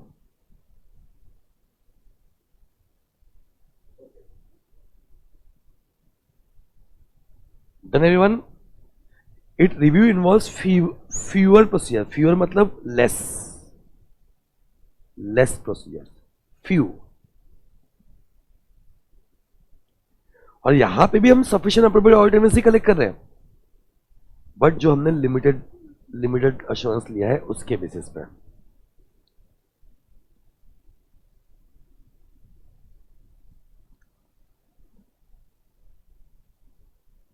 Okay guys. However both audit and review are related to financial statements, historical information. या आगे भी पढ़ाऊंगा मैं आपको सेम पॉइंट.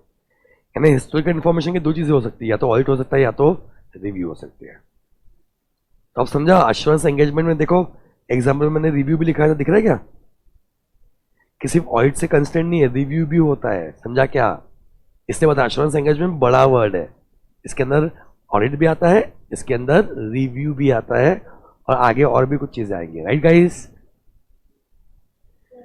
नेक्स्ट. ठीक है, ये क्वेश्चन तो ठीक है एमसीक्यू या ट्रू और फॉल्स के लिए आ सकता है. मैं अभी ए ही बोलूंगा इसको, ए प्लस नहीं है. बट इस बार ये क्वेश्चन आ सकता है, distinguish between assurance engagement versus limited. देखो रीजनेबल एश्योरेंस यानी ये हो गया audit, hello, versus limited assurance engagement ये हो गया आपका रिव्यू. यानी क्वेश्चन में ऑडिट वर्सेस रिव्यू आए या फिर reasonable assurance engagement versus limited assurance engagement आए. पॉइंट्स तो वही है.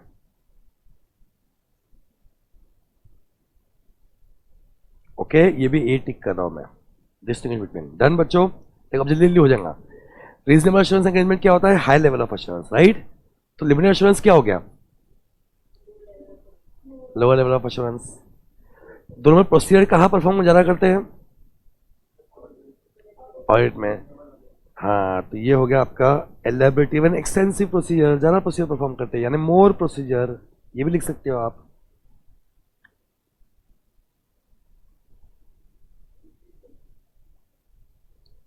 और वहां पे क्या होगा? Fewer procedure.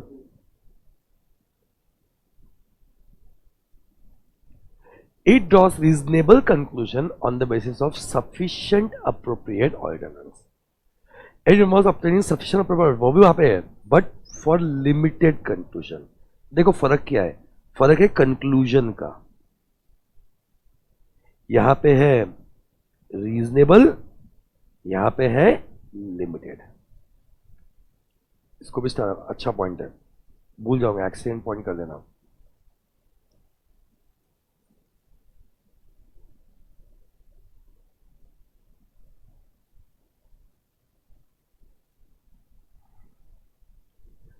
तो ये लेवल ऑफ एश्योरेंस हो गया. हेडिंग अगर लिखने जाओ तो लेवल ऑफ एश्योरेंस हो गया. राइट में लिख देता हूं, लेवल ऑफ एश्योरेंस हो गया इसका हेडिंग. इसका हो गया प्रोसीजर, इसका हो गया कंक्लूजन, इसका हो गया एग्जाम्पल.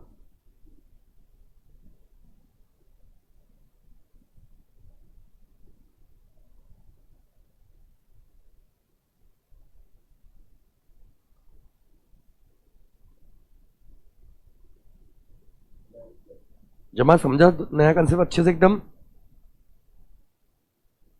चकते पट्टे एक नंबर. चलो गाइस, ठीक है, तो एमसीक्यू भी देख लो. Consider following statement in relation to limited assurance. Limited assurance मतलब क्या है? खुद ही बाजू में अपने आप को सॉर्ट कर देना. क्या है? रिव्यू. एक नंबर. वैसे सुबह भी इतना बुरा नहीं है, मेरे को तो इतना बुरा नहीं लग रहा. पहले 15 मिनट थोड़ा अजीब लग रहा था, बट अब मजा आ रहा है. हेलो. वो हमेशा होता है.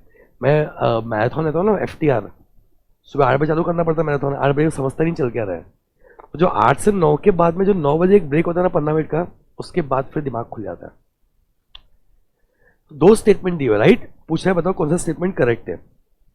First, it involves obtaining sufficient upward evidence to draw reasonable conclusion. reasonable नहीं था इस लिमिटेड. सिर्फ ब्रैकेट में लिख के रखो लिमिटेड, ताकि आपको ध्यान रहे.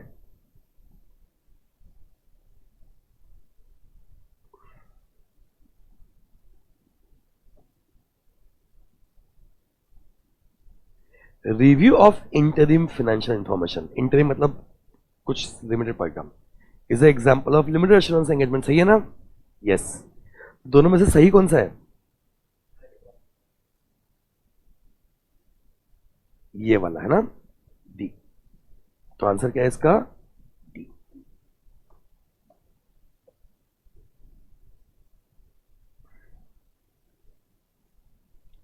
मजा है? कौन सा समझा अच्छे से सभी को?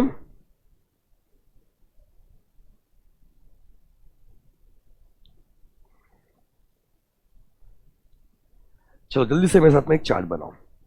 मैं आपको चार्ट के साथ साथ एक्सप्लेन भी करते चलता हूँ. कुछ तो गड़बड़ हो रही है यहाँ पे. इसी के अंदर ये लोग कुछ कुछ तो सॉफ्टवेयर में गड़बड़ी हो रही है.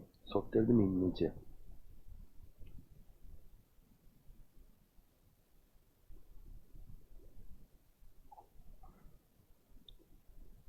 प्लस करके ये ऐड किया, क्यों नहीं होता भाई?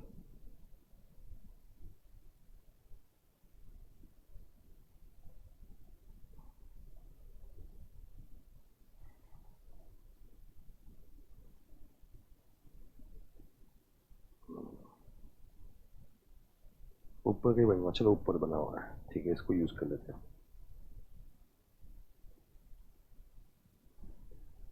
Guys ready? तो हम बात कर रहे हैं स्टैंडर्ड्स की. आप देखोगे ऑडिट कर रहा हूं या रिव्यू कर रहा हूं, कुछ भी कर रहा हूं, ये क्या कहे? ये मेरा एंगेजमेंट है क्लाइंट के साथ में. हेलो. ये मेरा एंगेजमेंट क्लाइंट के साथ में. Guys come on come on. Last concept है, चैप्टर खत्म हो जाएगा. ठीक है, थोड़ा जोश सभी लोग. Hello hello hello. तो ये हो गया मेरे एंगेजमेंट स्टैंडर्ड्स. मेरे साथ लिख के चलना. मतलब depending upon engagement with client, जैसा आपका क्लाइंट के साथ में एंगेजमेंट होगा वैसा आप पे स्टैंडर्ड एप्लीकेबल होगा. Right guys? जैसा आपका क्लाइंट के साथ में एंगेजमेंट होगा वैसा उस पे स्टैंडर्ड एप्लीकेबल होगा. Right guys?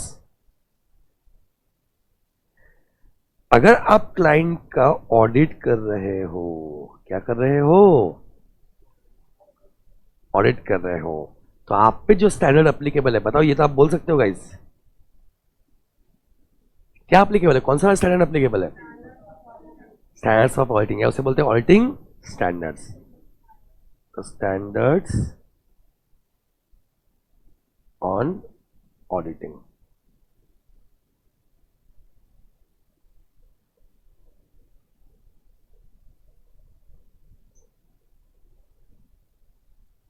इसे शॉर्ट में बोलते हैं एसेस. इसको ऑडिटिंग स्टैंडर्ड भी बोल सकते हैं, स्टैंडर्ड्स ऑन ऑडिटिंग भी बोल सकते हैं, ऐसे बोलते हैं शॉर्ट में.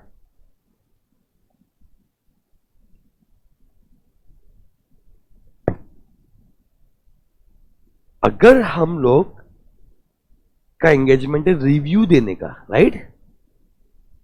हमको रिव्यू देने के लिए अपॉइंट किया है, तो उस पर बोलते हैं SRE. क्या बोलते हैं? SRE. देखो, स्टैंडर्ड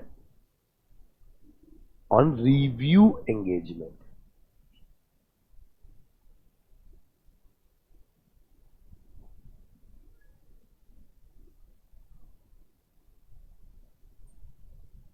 ये है SRE.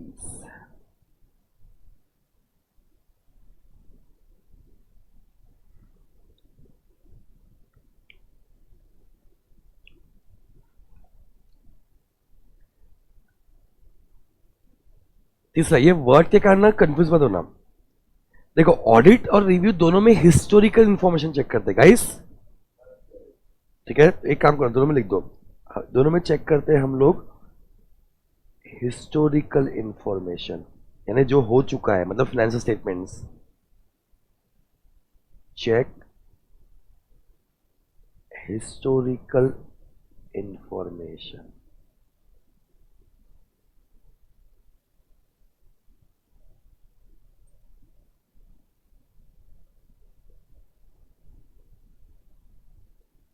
दोनों में हम चेक करते हैं हिस्टोरिकल इंफॉर्मेशन, बट फर्क इसमें है कि हम यहां पे टू ऑब्टेन रीजनेबल एश्योरेंस, नहीं, उसके लिए एक और वर्ड था,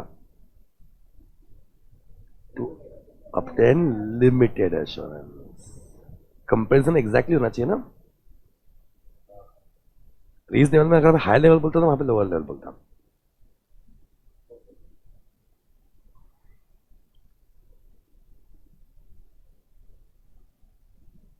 यह है मोर डिटेल्ड देन रिव्यू, यह है लेस डिटेल्ड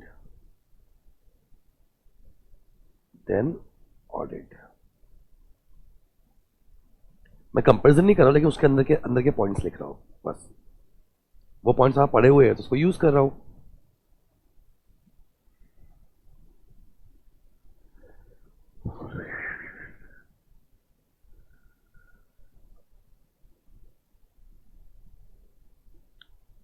ओके एवरीवन,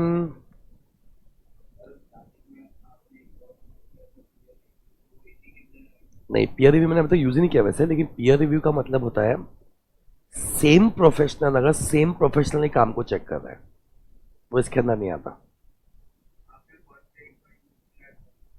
अच्छा, अगर यूज किया होगा तो पीयर रिव्यू का मतलब होता है जब अगर सेम प्रोफेशन का पर्सन सेम प्रोफेशन के काम को चेक कर रहा है। जैसे सीए दूसरे ऑडिटर के बुक्स चेक कर रहा है, डॉक्टर दूसरे डॉक्टर को ट्रीट कर रहा है, यानी अगर सेम प्रोफेशन का पर्सन सेम प्रोफेशन के पर्सन के काम को चेक कर रहा है तो पीयर रिव्यू होता है वो बेसिकली। आएगा, उस पर भी आएगा आगे, डिटेल डिस्कशन करेंगे,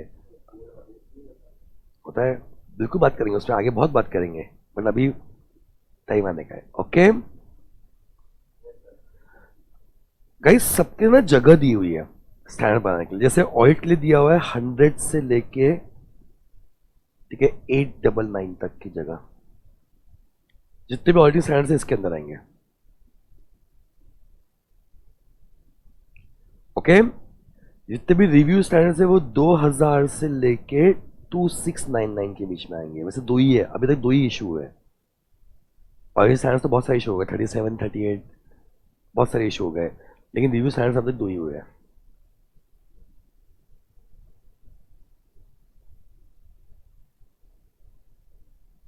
ओके, तो अभी तक हमने देखा हिस्टोरिकल इंफॉर्मेशन पे हम क्या क्या करवा सकते हैं।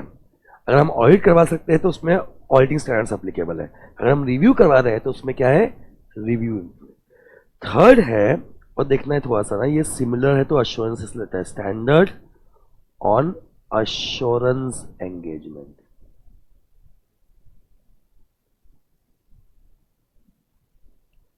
स्टैंडर्ड अश्योरेंस एंगेजमेंट और अश्योरेंस एंगेजमेंट में फर्क है। हाँ, इसे बोलते हैं हम लोग SAE, नहीं फोर्थ है। मैं खुद ही देखो चार्ट ऐसे मैनेज करता हूँ ना, स्पेस क्या आपको समझ जाएंगे। अगर तीन होते तो मैं तीन को ऑटोमेटिक स्पेस वैसे डिवाइड करता हूँ। आई अंडरस्टैंड कि आप लोग लिख रहे हो साथ में, इसलिए मैं खुद उसको हिसाब से स्पेसिंग करके देता हूँ आपको।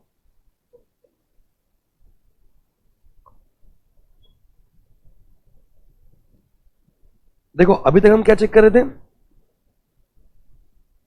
Historical information. यहां पे नॉर्मली हम चेक करते हैं prospective information.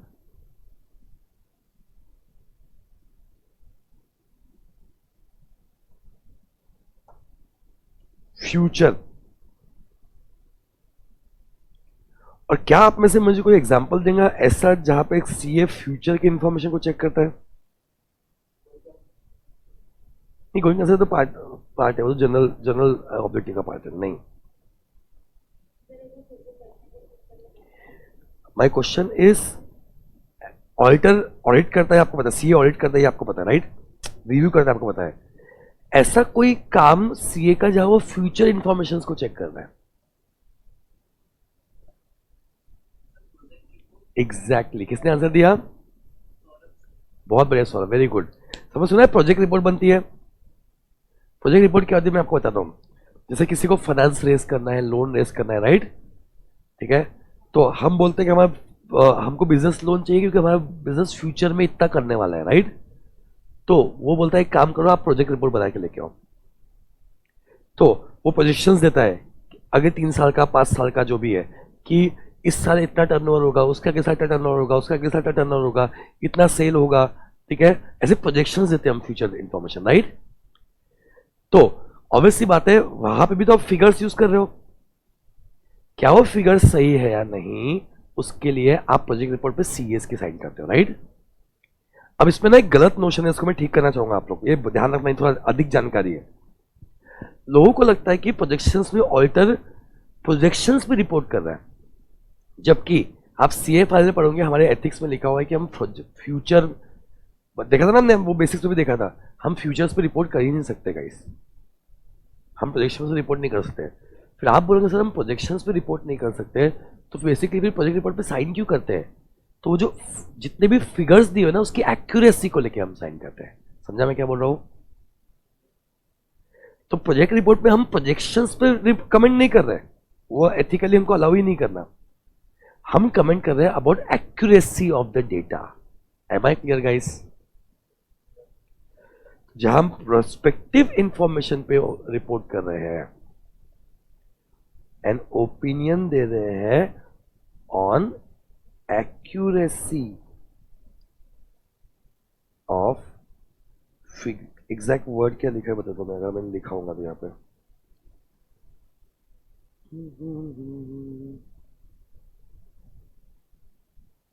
Standards on auditing,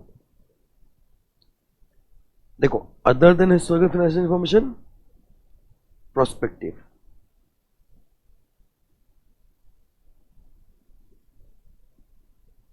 ठीक है, इसमें वो मेंशन नहीं किया word exactly, accuracy of data.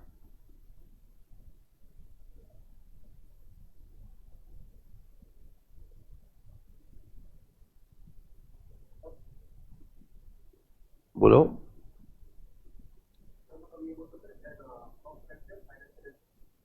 हाँ, प्रोस्पेक्टिव इंफॉर्मेशन लिखा है ना ऊपर, चाहिए प्रोस्पेक्टिव। प्रोस्पेक्टिव फाइनेंशियल इंफॉर्मेशन भी बोल सकते हो, ठीक है, उसमें कोई वो नहीं है।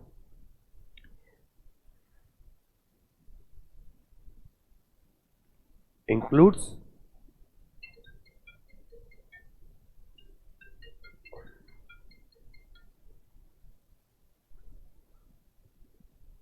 ओपिनियन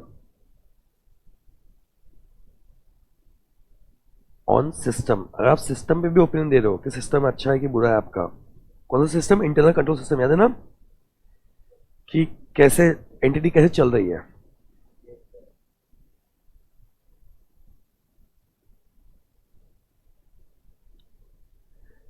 तो गाइस देखो, ये सारे एश्योरेंस एंगेजमेंट्स ही है, ये जितने भी एंगेजमेंट स्टैंडर्ड्स है, ये सारे अपने एश्योरेंस एंगेजमेंट्स ही है। हेलो, फर्क इतना है कि जो हिस्टोरिकल है वो ऑडिटर रिव्यू है, हेलो, और हिस्टोरिकल इंफॉर्मेशन को छोड़ के इन जनरल आप और कोई भी एंगेजमेंट कर रहे हो, तो वो सब किसमें कवर हो गया? इसमें। समझा? लास्ट है जिसमें एक्चुअली आप ऑडिट कर ही नहीं कर, आप ऑडिट कर ही नहीं रहे अभी तक, सब ऑडिट को लेके है। अगर हिस्टोरिकल इंफॉर्मेशन चेक कर रहे हैं तो ऑडिट या एंगेजमेंट है, हेलो, ठीक है। और किसी चीज को चेक कर रहे हैं तो स्टैंडर्ड्स ऑन एश्योरेंस एंगेजमेंट है। लास्ट है स्टैंडर्ड ऑन रिलेटेड सर्विसेज, यहां हम ऑडिट कर नहीं रहे, हम चेक नहीं करते कुछ भी।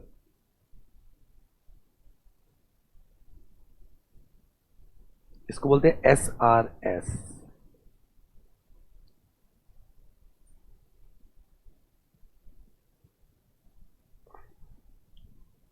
ये अप्लीकेबल है where auditor is performing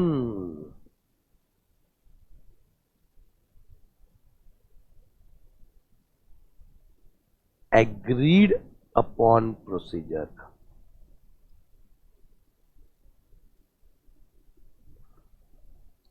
agreed upon procedure.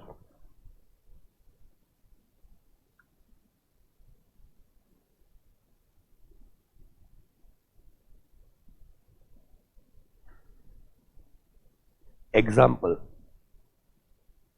compilation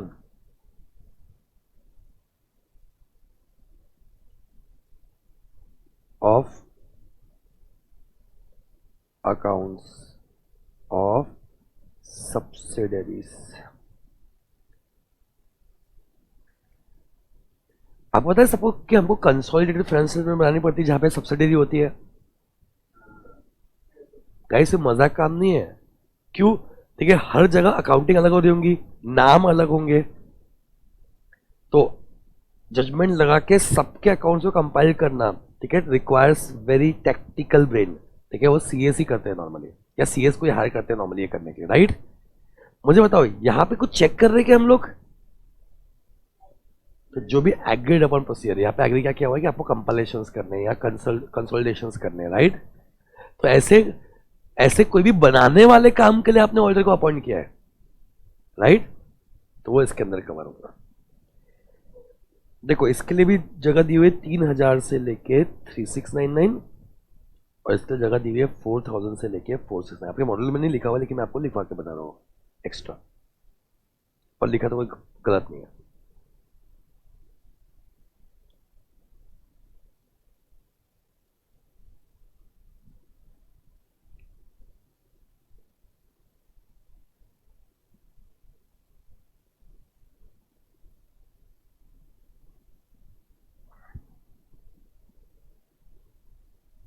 समझा? लिखा?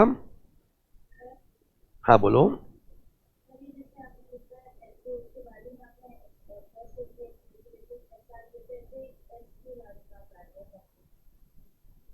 एसक्यूसी मतलब स्टैंडर्ड्स ऑफ क्वालिटी कंट्रोल के बारे में बोल रहे हो ना? हाँ.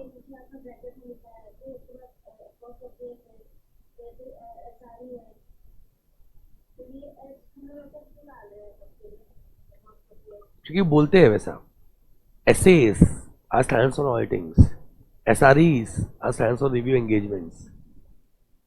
एसएस ये आपको एग्जाम में नहीं लिखना है, अपने लिए.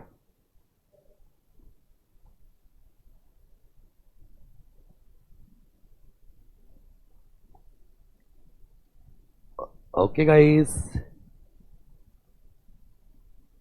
तो देखो अब मैं आपको एक ऐसा ओवरव्यू दिखा रहा हूं, ये अपने नॉलेज के लिए.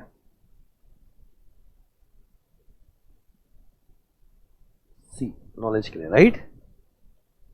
रेडी? पहले आप लोग बताओगे, मुझे लिखवा दूंगे, फिर आप लिखोगे. डन? तो अगर हम चेक कर रहे हैं हिस्टोरिकल इंफॉर्मेशन, दो ऑप्शन आएंगे अपने पास. कौन कौन से?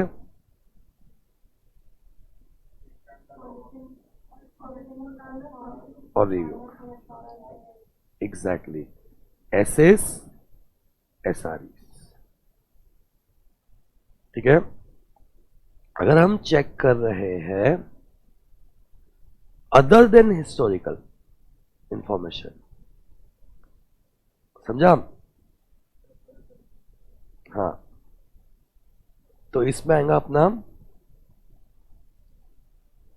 S A. ओके, यहां पे हम प्रोस्पेक्टिव भी चेक कर सकते हैं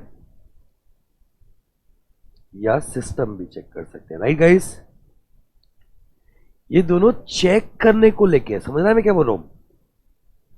बट अगर हम लोग कोई भी एग्रीड अपॉन प्रोसीजर कर रहे हैं, अब हम चेक नहीं कर रहे, हम खुद प्रोसीजर कर रहे हैं, राइट?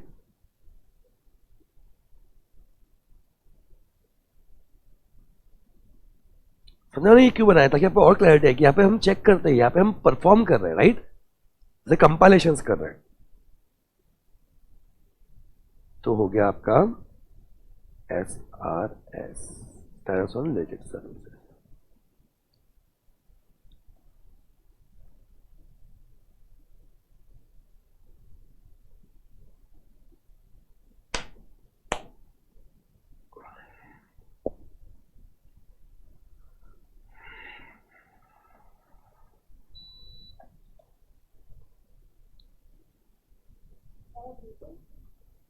हम्म, बोलने का थोड़ी है। मैं रुक के बैठ गया एकदम शांति से, मतलब आपको लिखना है।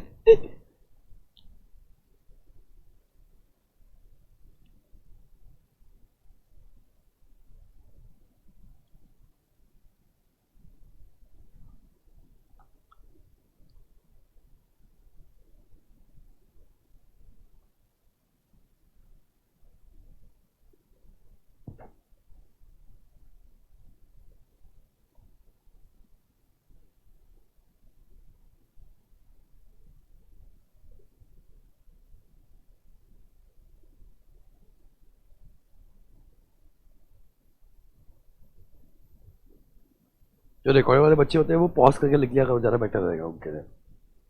क्योंकि मैं लाइव क्लास में कई बार वीडियो पॉज कर देता हूँ जब बच्चे लिख रहे होते हैं। जो रिकॉर्ड वाले बच्चे हैं ये हैबिट बना दो कि मेरे साथ में जब भी लिख रहे हो, लिखने वाला पार्ट है तो पॉज करके लिख दिया करो वीडियो को पूरा। चलो गाइस, जल्दी जल्दी खत्म करते चैप्टर को, अब पढ़ भी लेते हैं उसको बुक से, right. The following standards are issued under authority of ICAI. They are collectively known as, साथ में क्या बोलते हैं इनको?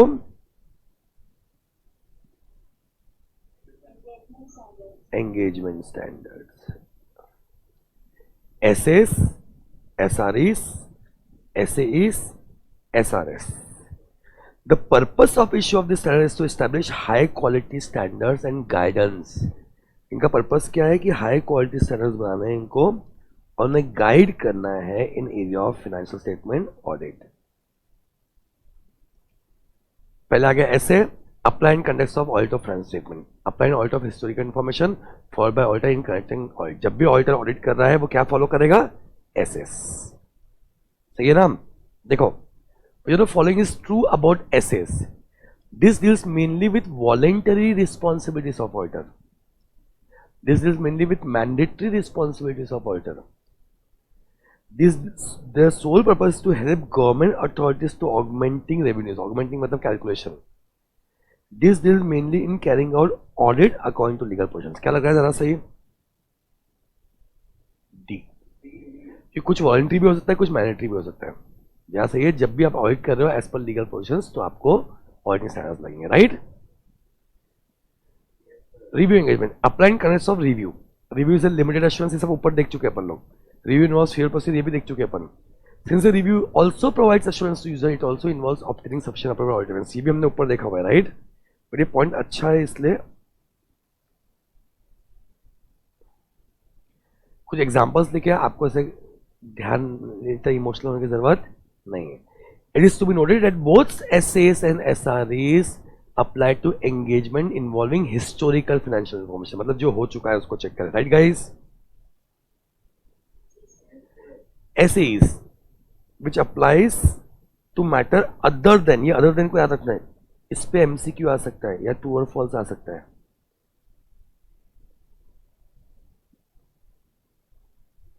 Such assurance engagement do not include audit or review. These standards are known as standards on assurance engagement. Example दिया हुआ है। Engagement also related to providing assurance regarding non financial matters. ये देखो, ये सेंटेंस इंपॉर्टेंट है। Like designing operating of internal control in an entity.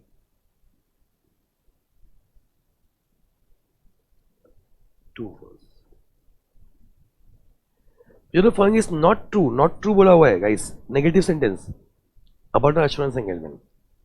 It relates to providing assurance about historical, यही पे आ गया आंसर।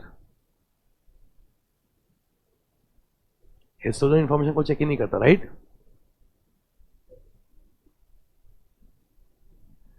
फिर रिलेटेड सर्विस क्या है? Applied engagement to perform agreed upon procedure, कोई भी एग्रीड अपॉन प्रोसीजर रहा, ठीक है। एग्जांपल दिया हुआ है, जैसे आपको कोई फाइनेंशियल डेटा पे कोई प्रोसीजर करना है, कोई भी एनालिसिस करना है, तो इसमें कवर होता है। An engagement in which practitioner में be called upon to assist management. आप क्या कर रहे हो? मैनेजमेंट को असिस्ट ही कर रहे हो ना, कुछ बनवा के दे रहे हो ना उसको। यस, तो इसको भी इंपॉर्टेंट पॉइंट है।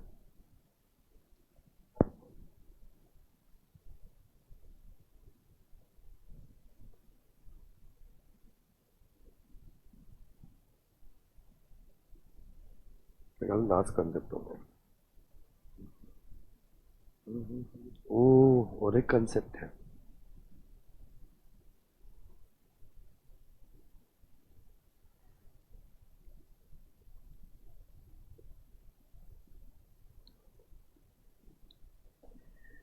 डन गाइस, देखो, when a specific procedure as required in standard would be ineffective in a particular engagement, ठीक है, इससे प्रैक्टिकल क्वेश्चन आ सकता है, PQ आने के चांसेस भी है, बना सकता है, ये भी नया कंसेप्ट है। मतलब आप कोई प्रोसीजर फॉलो करो स्टैंडर्ड के हिसाब से, हेलो, बट प्रोसीजर से काम नहीं हो रहा, यानी अपने को एविडेंस नहीं मिल रहा। समझा क्या? मैं आपको ना 2 मंत्र बताता हूं आज, जो हमेशा काम आएंगे। आगे मैं बार बार रिपीट करूंगा और लिखवा के भी दूंगा आगे जाके। अभी सुन लो 2 मंत्र। देखो, हम कोई प्रोसीजर कर रहे हैं, हेलो, हम कोई प्रोसीजर कर रहे हैं, डन, उसमें कुछ डाउट्स आए, और ठीक है, डाउट्स आए, तो कंफर्म करने के लिए हम एडिशनल प्रोसीजर करते हैं। क्या बोला मैंने? एडिशनल प्रोसीजर, जितना किया था उससे और ज्यादा। समझा? पर अगर हम कोई प्रोसीजर कर रहे हैं, उससे एविडेंस मिला ही नहीं अपने को, तो हम ऑल्टरनेट प्रोसीजर करते हैं। क्या बोला? Alternate procedure. समझा? मैंने फॉर एग्जाम्पल मैंने एक्सटर्नल कंफर्मेशन मांगा थर्ड पार्टी से, उसने नहीं दिया, अब क्या करूंगा? एडिशनल करूंगा कि ऑल्टरनेट करूंगा? ऑल्टरनेट करूंगा। समझा सभी को? ये वर्ड बहुत बार यूज होगा। डन। वाइस वर्सा, मैंने पार्टी से मांगा एक्सटर्नल कंफर्मेशन, उसने जो कंफर्मेशन दिया वो मेरे फाइनेंशियल स्टेटमेंट से मैच नहीं कर रहा। अब कंफर्म तो करना पड़ेगा कि वो सही है कि ये सही है, तो नॉर्मल से ज्यादा यार एडिशनल प्रोसेस। समझा? यहां देखो, इनइफेक्टिव है, काम नहीं कर रहा, तो हम क्या करेंगे? ऑल्टरनेट प्रोसीजर करेंगे। Is required to document how alternate procedure perform achieve the purpose. उससे नहीं हुआ, पर्टिकुलर से नहीं हुआ, तो वो ऑल्टरनेट प्रोसीजर कैसे करना पड़ेगा, उसको डॉक्यूमेंट करना पड़ेगा, रीजन देना पड़ेगा कि हमने ऑल्टरनेट प्रोसीजर क्यों किया, और रिपोर्ट में भी अटेंशन ड्रॉ करना पड़ेगा।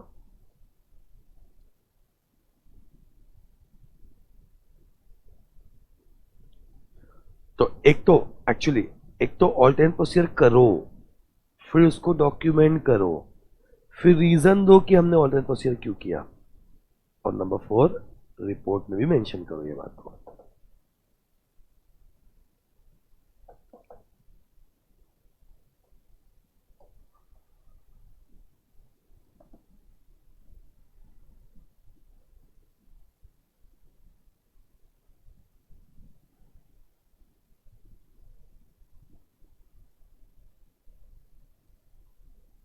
यार फटाफट क्वेश्चन सॉल्व करें। MCQ ready? The management of the company has engage CAP to issue a duly sign report for half year. बताओ क्या हो गया? जम गया? जो statement is most appropriate, CAP can assist management in preparation of financial statement of the company. However, issue of report in such cases outside the scope of work. ठीक है? CAP can assist management in preparation of financial statement of the company and he can issue audit report. ये तो गलत हो गया। CAP can assist management in the preparation of financial statement of the company and he can issue compilation report. ये भी कर सकता है। Responsible preparation of financial statement of company's management is of company's management. CAPA cannot assist management in preparation of financial statement of the company. However, it can issue a review report. अगर audit के angle से देखें तो सबसे सही क्या है? ये, क्योंकि बाकी जगह फिर ऑडिट नहीं होगा, राइट?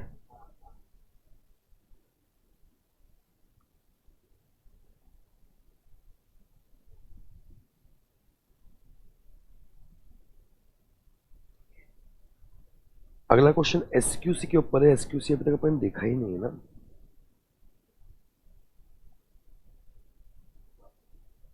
पढ़ लेते, बहुत बड़ी बात नहीं है। रेडी? अब एंगेजमेंट आपका ऑडिट हो या रिव्यू हो या कुछ भी हो, वो एंगेजमेंट परफॉर्म करने से हमें क्वालिटी तो मेंटेन करना पड़ेगा ना गाइस, काम तो अच्छे से करना पड़ेगा। हेलो, ठीक है। तो वो क्वालिटी मेंटेन करने के लिए कुछ स्टैंडर्ड्स बनाए, जैसे हम बोलते हैं SQC, standards on quality control. Hello, ठीक है। तो एंगेजमेंट कोई भी हो, SQCs हर टाइप के एंगेजमेंट लगते हैं। उसमें हमारे सिलेबस में SQC 1 है जो हम आगे पढ़ेंगे, एक चैप्टर में आएगा। ओके, क्वालिटी मेंटेन करने के लिए कुछ स्टैंडर्ड्स बनाए गए, कुछ रूल्स बनाए गए आप लोग का, उसे बोलते हैं standards on quality control. Engagement चाहे ऑडिट हो चाहे रिव्यू हो, सब पे, ठीक है, क्वालिटी मेजर्स अपना अप्लाई करते हैं। SQC सब पे अप्लीकेबल है। ओके गाइस, आगे हम देखेंगे SQC आएगा, चैप्टर 2-3 चैप्टर्स में आएगा आगे। तो in the above said scenario for issuance of signed financial statement for half year by CAP, as discussed in last paragraph case study, identify the most appropriate statement. SQC is not applicable as CAP cannot issue audit report. SQC is not applicable as CAP cannot issue review report. SQC is applicable in such type of engagement. So above scenario for issuance of signed, ये वाला वो half year वाला था, review वाला था, right? क्या review पे SQC applicable होगा गाइस? हर जगह मेंटेन करना पड़ेगा। तो आंसर क्या होगा? सी, SQC is applicable in such type of engagement, क्योंकि बाकी जगह नॉट एप्लीकेबल है, right? The banker of a company has also requested for projected financial statements for coming years. Hello, हाँ, तो यहां पे क्या एप्लीकेबल होगा? ऐसे ही।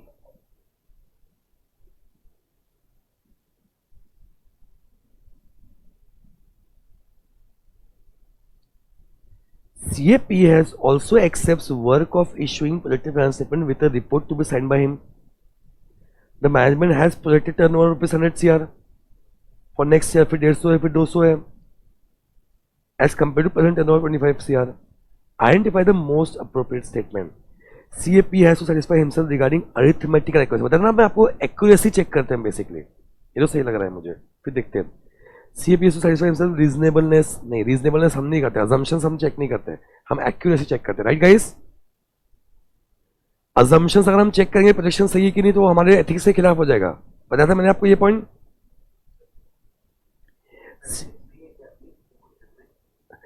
एथिक्स है, लेकिन वो प्रोफेशनल एथिक्स नहीं है, कोड ऑफ एथिक्स नहीं है, सिर्फ एथिक्स के बेसिक्स है, जो मैं चैप्टर नंबर 3 में डिस्कस करने वाला हूँ। वो चैप्टर नंबर 12 है आपका, लेकिन मैं 3 करने वाला हूँ, क्योंकि वो बेसिक्स है, वो वर्ड हर जगह आते हैं। आप देखो, अभी हमको स्केप्टिसिज्म वर्ड आया था ना, तो वो वर्ड हर जगह, इसलिए मैं अपने हिसाब से थोड़ा बहुत चेंज किया है मैंने फ्लो को।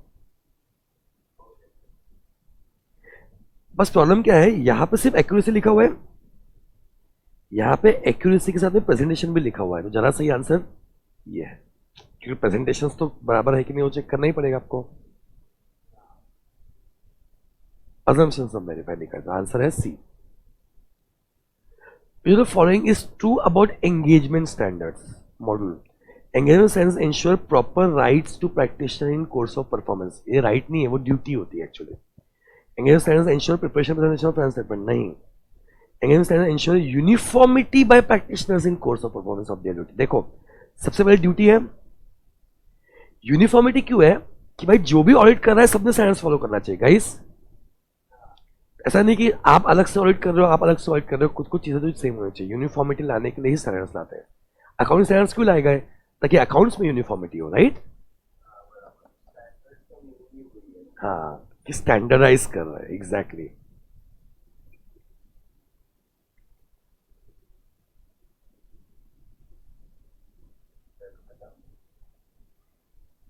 वैसे खत्म ही है। स्टैंडर्ड नीडेड क्यों है? बस लास्ट पॉइंट, एक तो बेंचमार्क होना चाहिए कि चीजें कैसे करना है, राइट? ताकि स्टैंडर्डाइजेशन ला सके। फाइनेंशियल रिपोर्टिंग की क्वालिटी इंप्रूव होती है। हेलो, यूनिफॉर्मिटी नीचे मेंशन कर ही दिया उसने। कहीं ना कहीं आप स्टैंडर्ड्स पढ़ते हो तो क्या आपका नॉलेज बढ़ रहा है?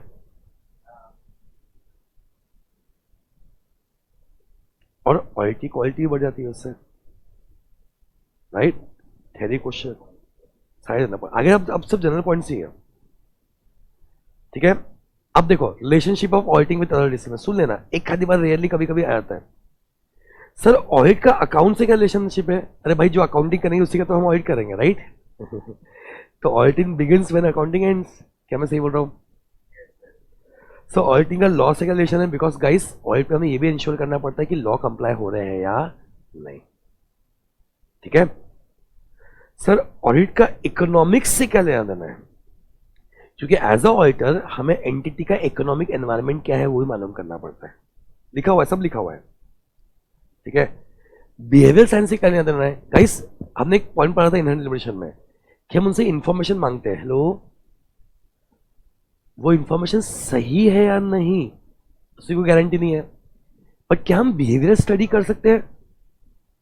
कई बार बिहेवियर समझता है वो झूठ बोल रहा है कि सच बोल रहा है, हेलो। लोगों से इंटरैक्ट करना पड़ता है, उसके लिए हमको बिहेवियरल स्टडी करनी पड़ सकती है। सर स्टैटिस्टिक्स और मैथमेटिक्स से क्या लेना देना है? गाइस मैथमेटिक्स कैलकुलेशन चेक करने के लगता है, और आपको बताया था मैंने सैम्पलिंग करना पड़ता है हमको, सैम्पलिंग के लिए हम लोग स्टैटिस्टिक्स यूज करते हैं। सर डेटा प्रोसेसिंग में क्या काम है? जहां पे भी सामने वाला कंप्यूटर एनवायरनमेंट यूज कर रहा है, हेलो वाह, हमको भी तो नॉलेज होना चाहिए ना कंप्यूटर्स का, चेक करने के लिए।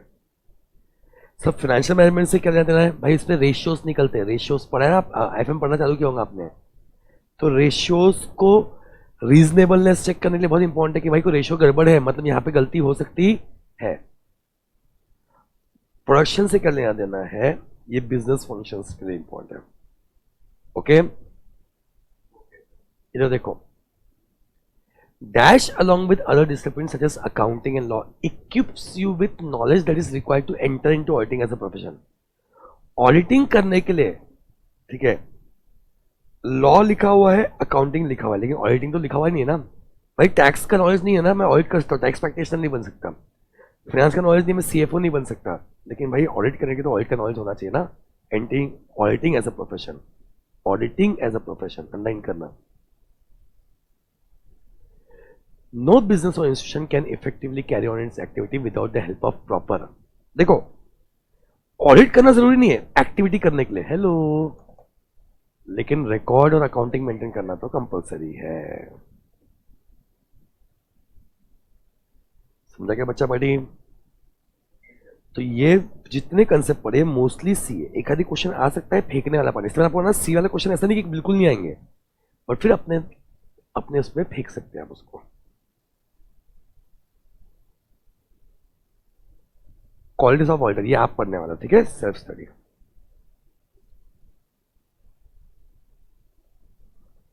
और मैं भी नेक्स्ट क्लास से लूंगा लाइव क्लास, तो मैं आपको थोड़ा सा उसमें हिंट दे दूंगा, ऐसा कोई बहुत भारी नहीं है, ओके बच्चा वाडी। कितने लेक्चर्स? आज प्रॉपर 2 घंटे क्लास हो गई ना, मतलब 2 घंटे तो अपनी होती चाहिए, लेकिन ब्रेक के साथ होता है या फिर कुछ लिखने वाले इसमें पॉज करते हैं हम लोग, ठीक है। आज प्रॉपर, और देखा टाइम के साथ तो 2.5 घंटे हो गए आज।